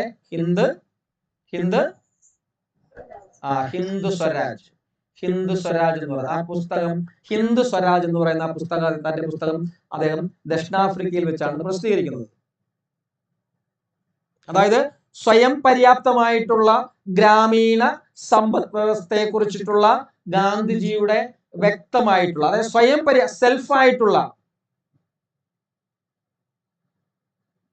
സെൽഫ് പ്രിപ്പയർഡ് ആയിട്ടുള്ള, അല്ലെങ്കിൽ ഗ്രാമാന്തരങ്ങളിലെ, അല്ലെങ്കിൽ എല്ലാവർക്കും ജോലി വേണം, ജോലിയില്ലാത്ത കഷ്ടപ്പാടാണല്ലോ ഇപ്പൊ നമ്മൾ അനുഭവിക്കുന്നത്, പഠിക്കുന്നത്. അപ്പൊ എല്ലാവർക്കും ജോലി എന്ന് പറയുന്ന ആശയം, തൊഴിൽ എന്ന് പറയുന്ന ആശയം, അതിലൂടെയാണ് വരുമാനം ഉണ്ടാക്കാൻ പറ്റുന്നത്. ഒരു രാജ്യത്തിന്റെ സമ്പദ് വ്യവസ്ഥ ഉയരുന്നതും അങ്ങനെയാണ് എന്നുള്ള കാഴ്ചപ്പാടുകളെ കുറിച്ചാണ് പ്രധാനമായിട്ടും ഈ ഹിന്ദ് സ്വരാജ് എന്ന് പറയുന്ന തന്റെ ആദ്യ പ്രസിദ്ധീകരണത്തിൽ ഗാന്ധിജി വിവരിക്കുന്നത്. ഹിന്ദ് സ്വരാജ് എന്ന് പറയുന്നത്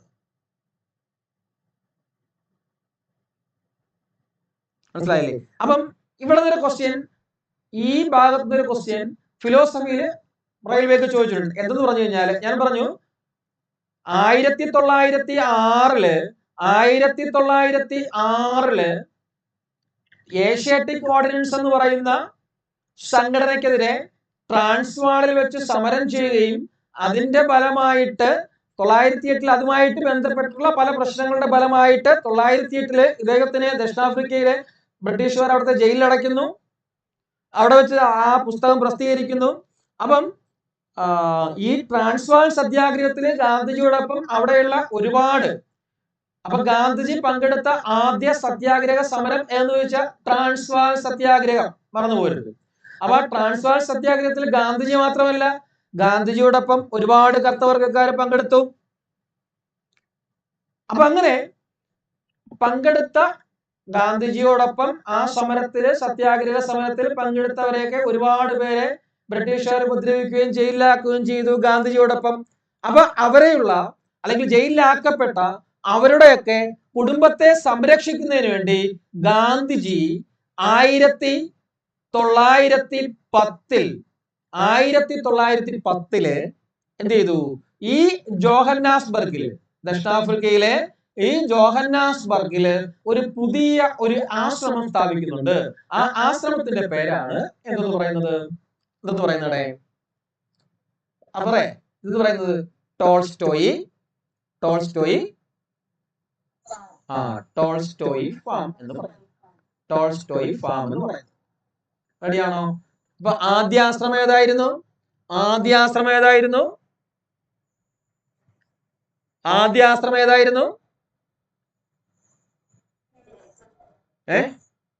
ഫീനിക്സ്.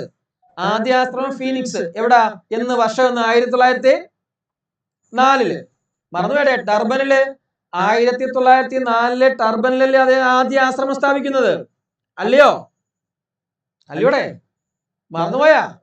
തൊട്ടു മുമ്പേ പറഞ്ഞല്ലേ അല്ലേ? 1904 ടർബനിൽ അദ്ദേഹം ഫീനിക്സ് ആശ്രമം സ്ഥാപിക്കുന്നത്. രണ്ടാമത് അദ്ദേഹം ആശ്രമം സ്ഥാപിക്കുന്നത് ആർക്ക് വേണ്ടിയാന്ന് ചോദിച്ചു കഴിഞ്ഞാല്, അദ്ദേഹത്തിന്റെ ആദ്യ സത്യാഗ്രഹമായ ട്രാൻസ്വാൾ സത്യാഗ്രഹത്തിന്റെ ഫലമായിട്ട്, അതിൽ പങ്കെടുത്തതിന്റെ ഫലമായിട്ട്, അതിൽ ജയിൽവാസം അനുഭവിച്ച കുടുംബങ്ങൾക്ക് വേണ്ടി, ആ കുടുംബത്തെ സംരക്ഷിക്കുന്നതിന് വേണ്ടി 1910 ജോഹന്നാസ്ബർഗില് അദ്ദേഹം സ്ഥാപിച്ച പുതിയ ആശ്രമമാണ് ടോൾസ്റ്റോയി ഫാം എന്ന് പറയുന്നത്. നമുക്കറിയാം, ഹെർമൻ കല്ലൻബാക്ക് എന്ന് പറയുന്ന ഒരാളാണ് ഗാന്ധിജിക്ക് ഇത് തുടങ്ങാനുള്ള ഭൂമിയൊക്കെ പതിച്ചു കൊടുത്തത്. ഓക്കെ, അങ്ങനെ ആ 10 മുതല് ഏകദേശം 5 വർഷത്തോളം ഈ ടോൾസ്റ്റോയി ഫാമുമായിട്ട് ഗാന്ധിജി പ്രവർത്തിക്കുന്നു. അപ്പൊ അവിടെ വെച്ച് കണ്ടുമുട്ടിയ, പരിചയപ്പെട്ട ഒരുപാട് പേരുടെ ആദർശങ്ങള്, ഒരുപാട് പേരുടെ കണ്ടുമുട്ടലുകൾ, കൂടിച്ചേരുകൾ, സംസാരങ്ങൾ, ഇതിൽ നിന്നൊക്കെയാണ് ഗാന്ധിജിയുടെ ഈ വിദ്യാഭ്യാസ ദർശനങ്ങളും മറ്റുള്ള രാഷ്ട്രീയ ദർശനങ്ങളും ഒക്കെ ഉദിച്ചുയരുന്നത്. അങ്ങനെ 910 ഈ ടോൾസ്റ്റോയി ഫാം പ്രവർത്തിക്കുന്നു. അതിനുശേഷം 1915 ജനുവരി മാസം 1915 ജനുവരി മാസം എത്രാം തീയതി? ജനുവരി മാസം 9-ാം തീയതി ഗാന്ധിജി എന്ത് ചെയ്യുന്നു? ദക്ഷിണാഫ്രിക്കയിൽ നിന്നും സൗത്ത് ആഫ്രിക്കയിൽ നിന്നും നേരെ ഫ്ലൈറ്റ് പിടിച്ച് എങ്ങോട്ടേക്ക് വരുന്നു? എവിടേക്ക് വരുന്നു? ഇന്ത്യയിലേക്ക് വരുന്നു. ഇതിന്റെ സ്മരണാർത്ഥമാണ് നമ്മൾ ഈ ജനുവരി 9 എന്തെന്ന് പറയുന്നത് എന്തായിട്ട് കണക്കാട്ടുന്നത്? പ്രവാസി ഭാരതീയ ദിനം, അല്ലേ? അപ്പൊ പ്രവാസി ഭാരതീയ ദിനം എന്ന് പറയുന്നത് എന്താണ്? പ്രവാസി ഭാരതീയ ദിനം, പ്രവാസി ഭാരതീയ ദിൻ എന്ന് പറഞ്ഞു കഴിഞ്ഞാല് ജനുവരി 9 അത് എന്തിന്റെ ഓർമ്മയ്ക്ക് വേണ്ടിയാണ്? ഗാന്ധിജി ദക്ഷിണാഫ്രിക്കയിൽ നിന്നും തിരിച്ചു വന്നതിന്റെ സ്മരണാർത്ഥമാണ്. എന്ന് മുതല്? 2003 മുതലാണ്. ഓക്കെ, 2003 മുതലാണ് എന്ത് ചെയ്യുന്നത്? ഈ ദിനം ജനുവരി 9 പ്രവാസി ഭാരതീയ ദിനമായിട്ട് ആചരിക്കാൻ തീരുമാനിച്ചത്. ഓക്കെ, ഓക്കെ, 2003 മുതലാണ്.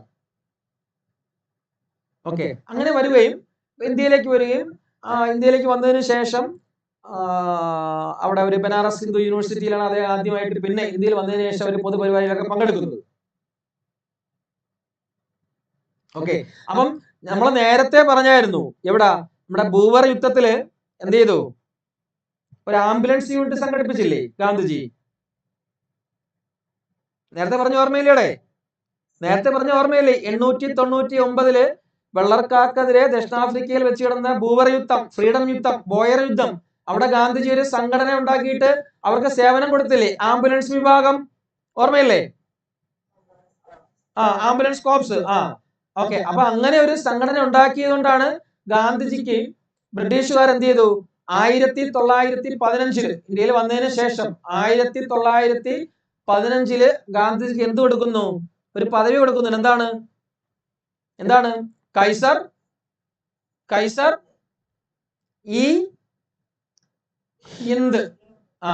അപ്പൊ ഇതിൽ പങ്കെടുത്തോണ്ടാണ്, അല്ലെങ്കിൽ ഈ ഒരു സംഘടന ഉണ്ടാക്കിയതുകൊണ്ടാണ് ഈ കൈസർ ഈ ഹിന്ദ് എന്ന് പറയുന്ന ബഹുമതി ആർക്ക് കൊടുക്കുന്നത്? ഗാന്ധിജി കൊടുക്കുന്നത്. ഓക്കെ, ഓക്കെ, ക്ലിയർ ആയ? അങ്ങനെ 15 തന്നെ ഗാന്ധിജി എന്ത് ചെയ്യുന്നു? നേരെ തന്റെ സംസ്ഥാനത്തുള്ള ജില്ലയിലുള്ള ഗുജറാത്തിലെ അഹമ്മദാബാദില്, മറ്റേ എന്താ പറയാ, ഗുജറാത്തില്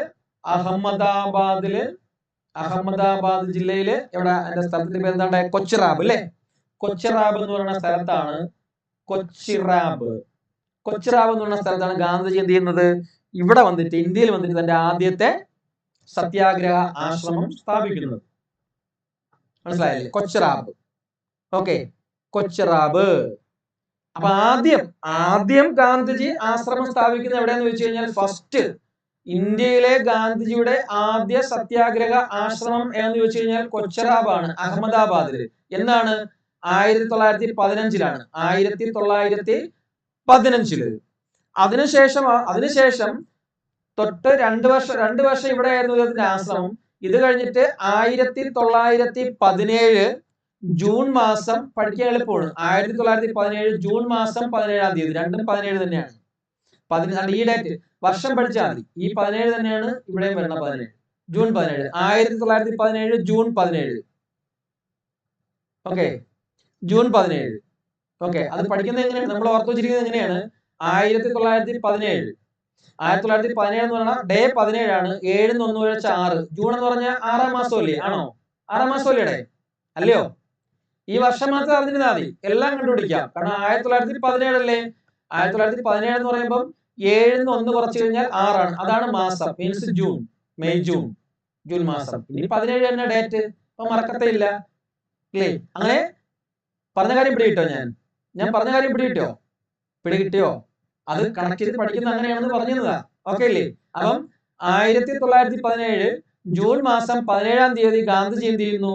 ഈ ഗുജറാത്തിലെ അഹമ്മദാബാദില് കൊച്ചിറാബുള്ള സ്ഥലത്ത് നിന്ന് തന്റെ ആശ്രമം എവിടേക്ക് മാറ്റുന്നു? സബർമതി നദിയുടെ തീരത്തേക്ക് മാറ്റുന്നു. എവിടേക്ക് മാറ്റുന്നു? സബർമതി നദിയുടെ, അല്ലെങ്കിൽ സബർമതിയുടെ തീരത്തേക്ക് മാറ്റുന്നു 1917. ഈ ആശ്രമമാണ്, ഈ സബർമതി ആശ്രമമാണ് പിന്നീട് പല പേരുകളിൽ ഗാന്ധി ആശ്രമം എന്നറിയപ്പെടുന്നുണ്ട്, ഹരിജൻ ആശ്രമം എന്നറിയപ്പെടുന്നുണ്ട്, സത്യാഗ്രഹ ആശ്രമം എന്നറിയപ്പെടുന്നുണ്ട്.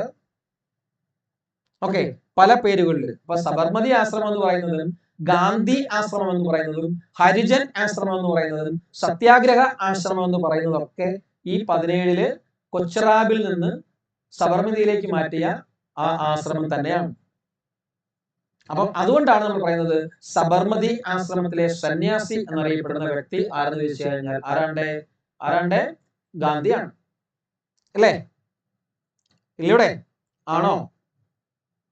ആണോടെ? അങ്ങനെ ഇരിക്കുന്ന സമയത്ത് 1917 ഇങ്ങനെ ആശ്രമമൊക്കെ ആയിട്ട് സത്യാഗ്രഹ ആശ്രമമായിട്ടിരിക്കുന്ന സമയത്താണ് പെട്ടെന്ന് ബീഹാറിൽ ഇത് ഗുജറാത്താണ്. ഇന്ത്യ ഒന്ന് മനസ്സിൽ വെക്കുക.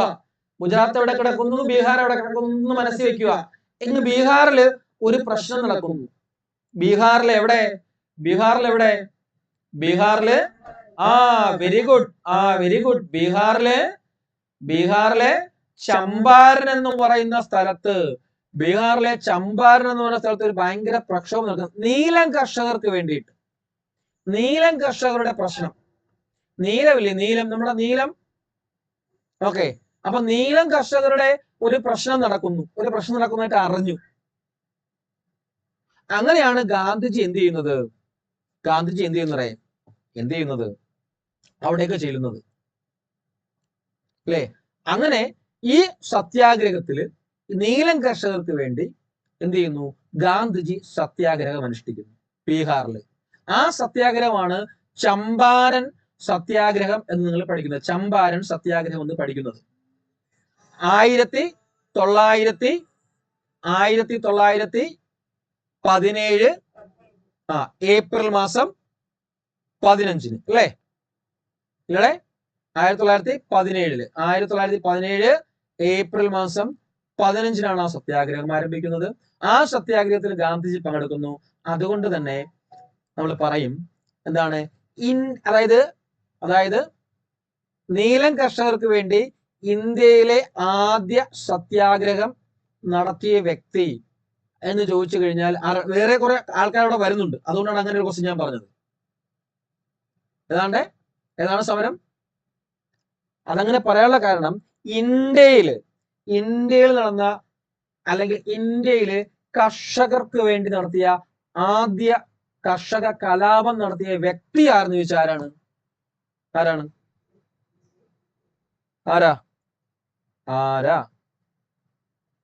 ആരാ? അല്ല, അതാണ് നിങ്ങൾക്കൊന്നും അറിയണമെന്ന് പറയണത്.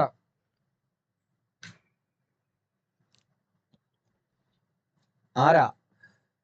PSC ഇഷ്ട ചോദ്യമില്ലേ അത്? ആരാണ്ട്? HSK പഠിക്കുന്നവർക്ക് പഠിക്കാനുണ്ട്. ആരാണ്? മഹാത്മാ അയ്യൻകാളിയാണ്. അറിയാമോ? ആ സംഭവം അറിയാമോ? ആ ക്വസ്റ്റ്യൻ അറിയാമോ? കേട്ടിട്ടുണ്ടോ? ആദ്യ കർഷക കലാപം ഏതായിരുന്നു? ഞങ്ങളുടെ മക്കളെ സ്കൂളിൽ കേട്ടില്ലെങ്കിൽ നിങ്ങളുടെ പറമ്പത്ത് മുട്ടിപ്പുല്ല് മുളയ്ക്കും എന്നൊക്കെ പറഞ്ഞൊരു മുദ്രാവാക്യമൊക്കെ ഇല്ലേ? ഇല്ലയോ? ഏതായിരുന്നു അത്? വില്ലുവണ്ടി സമരോ? ഏതായിരുന്നു അത്? എന്തായിരുന്നു ആ സംഭവം? എനിബഡി? ഊരൂട്ടമ്പലം ലഹള. Okay, very good. ഊരൂട്ടമ്പലം ലഹള എന്ന് പറയുന്നത് അല്ലേ? എന്താണ് ഊരൂട്ടമ്പലം ലഹള?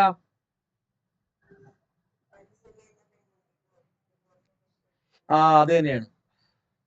അതായത് പല രീതിയിൽ ചോദിക്കും. അതായത് കേരളത്തിലെ ആദ്യത്തെ സംഘടിത കർഷക കലാപത്തിന് നേതൃത്വം നൽകിയത് ആര് എന്ന് ചോദിച്ചു കഴിഞ്ഞാൽ അയ്യങ്കാളി തന്നെയാണ്. അല്ലേ? കാരണം ഈ സംഘടിത കർഷക കലാപം എന്ന് പറയുന്നത് നടക്കുന്നത് എന്നാണ്? 1893 അല്ലേ? വില്ലുവണ്ടി യാത്രയൊക്കെ നടക്കുന്നത് 93 വില്ലുവണ്ടി യാത്ര ആണോ? ആണ്. ആ സമയത്താണ്. ചമ്പാരൻ എന്നാ നടക്കുന്നത്? 917 അതിനൊക്കെ എത്രയോ കാലഘട്ടം മുമ്പാണ് ഇദ്ദേഹം പ്രതിഷേധിക്കുന്നത്. അതുകൊണ്ട് അങ്ങനെയുള്ള ക്വസ്റ്റ്യൻസും ചോദിച്ചിട്ടുണ്ട്. പക്ഷെ നമുക്ക് ഈ റെയിൽവേയിൽ അത് ചോദിക്കത്തില്ല, ഞാൻ പറഞ്ഞു തന്നേ ഉള്ളൂ. അപ്പം ചമ്പാരൻ സത്യാഗ്രഹം പിന്നെ അങ്ങോട്ടേക്ക് 19 മുതൽ അങ്ങോട്ടേക്ക് ഇഷ്ടംപോലെ സമരങ്ങൾ. ഈ ആദ്യ ചമ്പാരൻ സത്യാഗ്രഹത്തിന് ശേഷം 1919 മുതൽ 1947 വരെയുള്ള കാലഘട്ടത്തിൽ ഒരുപാട് സമരങ്ങൾ. അത് ജസ്റ്റ് സ്പർശിച്ച് പോവാൻ നമുക്ക് ഡീറ്റെയിൽ പഠിക്കാനുള്ള സമയമില്ല. 1918 അഹമ്മദാബാദ് ബില്ല്, 1918 തന്നെ ഖേദ സമരം, 1919 ജാലിയൻ വാലാബാഗ്, 1920 നിസ്സഹകരണ പ്രസ്ഥാനം, 920 തന്നെ ഖിലാഫത്ത് പ്രസ്ഥാനം, 922 തന്നെ മറ്റേ ബ്രൂംഫീൽഡ് ചൗരി ചൗര, അത് തന്നെ ചൗരി ചൗര, 22 ചൗര ചൗര, അതുമായിട്ട് ബന്ധപ്പെട്ട് മറ്റേ ബ്രൂംഫീൽഡ് അല്ലേ 22 മറ്റേ എത്ര 6 വർഷത്തിലാണ് വിശേഷിക്കുന്നത് അല്ലേ ഗാന്ധിജിയെ അല്ലേ അല്ലേ അല്ലേ ചൗരി ചൗര സംഭവത്തെ തുടർന്നല്ലേ നിസ്സഹകരണ പ്രസ്ഥാനം പിൻവലിക്കുന്നത് അല്ലയോ? അതിന്റെ ഫലമായിട്ട് ഇദ്ദേഹത്തിനെ പിടിച്ച് 6 വർഷം മറ്റേ ബ്രൂംഫീൽഡ് എന്ന് പറയുന്ന ജഡ്ജി ഇദ്ദേഹത്തെ 6 വർഷം തടവിന് വിധിച്ചു. അതായത് 922 മുതൽ 924 വരെ ഗാന്ധിജി ഉള്ളിലായിരുന്നു, അകത്തായിരുന്നു, ജയിലിലായിരുന്നു. ആ ജയിൽവാസത്തിനിടയിലാണ് ഗാന്ധിജി തന്റെ ആത്മകഥയായ എന്തെഴുതുന്നത്, എന്റെ സത്യാന്വേഷണ പരീക്ഷണ കഥകള് എഴുതി തുടങ്ങുന്നത് അല്ലേ? അതായത് അന്ന് അദ്ദേഹത്തിന്റെ കൂടെ ജയിലിലുണ്ടായിരുന്ന വ്യക്തിയായിരുന്നു സ്വാമി ആനന്ദ. അദ്ദേഹമാണ് ഇദ്ദേഹത്തിനെ പ്രേരിപ്പിക്കുന്നത് എഴുതാനായിട്ട്. ഓക്കെ, അപ്പം അങ്ങനെയുള്ള സംഭവങ്ങളുമായിട്ട് തുടർന്ന് നമുക്ക് അടുത്ത ക്ലാസ് കൊണ്ട് ഈ ഗാന്ധിജിയെ കുറിച്ചുള്ള കാര്യങ്ങൾ കഴിയും, അതിന്റെ ഫിലോസഫിയും കഴിയും. ഫിലോസഫി ഞാൻ നേരത്തെ പറഞ്ഞു, അത്രേ പഠിക്കാനുള്ളൂ. അത് ഇതുമായിട്ടൊന്ന് കണക്ട് ചെയ്ത് തരും. അപ്പൊ എവിടെ നിന്ന് ഏത് ക്വസ്റ്റ്യൻ ചോദിച്ചാൽ എഴുതാൻ പറ്റും. ഒരു 5 ക്വസ്റ്റ്യൻ ഇതുമായിട്ട് ബന്ധപ്പെട്ട് നമ്മൾ ചെയ്യിച്ചു, അപ്പൊ നിങ്ങൾക്ക് മനസ്സിലാവും. അത്രേ ഉള്ളൂ. അതുപോലെ അരവിന്ദ ഘോഷും പഠിക്കണം, രവീന്ദ്രനാഥ് ടാഗോറും പഠിക്കണം. പിന്നെ ബാക്കിയുള്ള പെസ്ക്ലോസി മുതലായ ഫ്രോഡർ മുതലായിട്ടുള്ള ആൾക്കാരെ കുറിച്ചും കൂടി വിദേശ ഫിലോസഫിസിനെ കുറിച്ചും പഠിക്കുമ്പോഴത്തെ അത് കഴിയും. മീൻസ് ഞാൻ പറഞ്ഞു 2 ക്ലാസ് അല്ലെങ്കിൽ 3 ക്ലാസ്, അതുകൊണ്ട് അത് കഴിയും. അങ്ങനെ ഓരോന്നും ഇങ്ങനെ നമ്മൾ തീർക്കും. നിങ്ങൾക്ക് ഇപ്പൊ ക്യാച്ച് ചെയ്യാൻ പറ്റുന്നില്ലേ? ക്യാച്ച് ചെയ്യാൻ പറ്റുന്നില്ലേ? പറഞ്ഞ കാര്യങ്ങളെല്ലാം ക്ലിയർ അല്ലേ? ഇത് പഠിച്ചാൽ മതി, വേറെ ഒന്നും പഠിക്കണ്ട. ഓക്കെ അല്ലേ? ഓക്കെ ആണോ? ഇത് കറക്റ്റ് ഓർഡറിന് എഴുതിയവർക്ക് സുഖമായിരിക്കും. ഓക്കെ ആണോ അവിടെ? ഓക്കെ ആണോ? ഓക്കെ.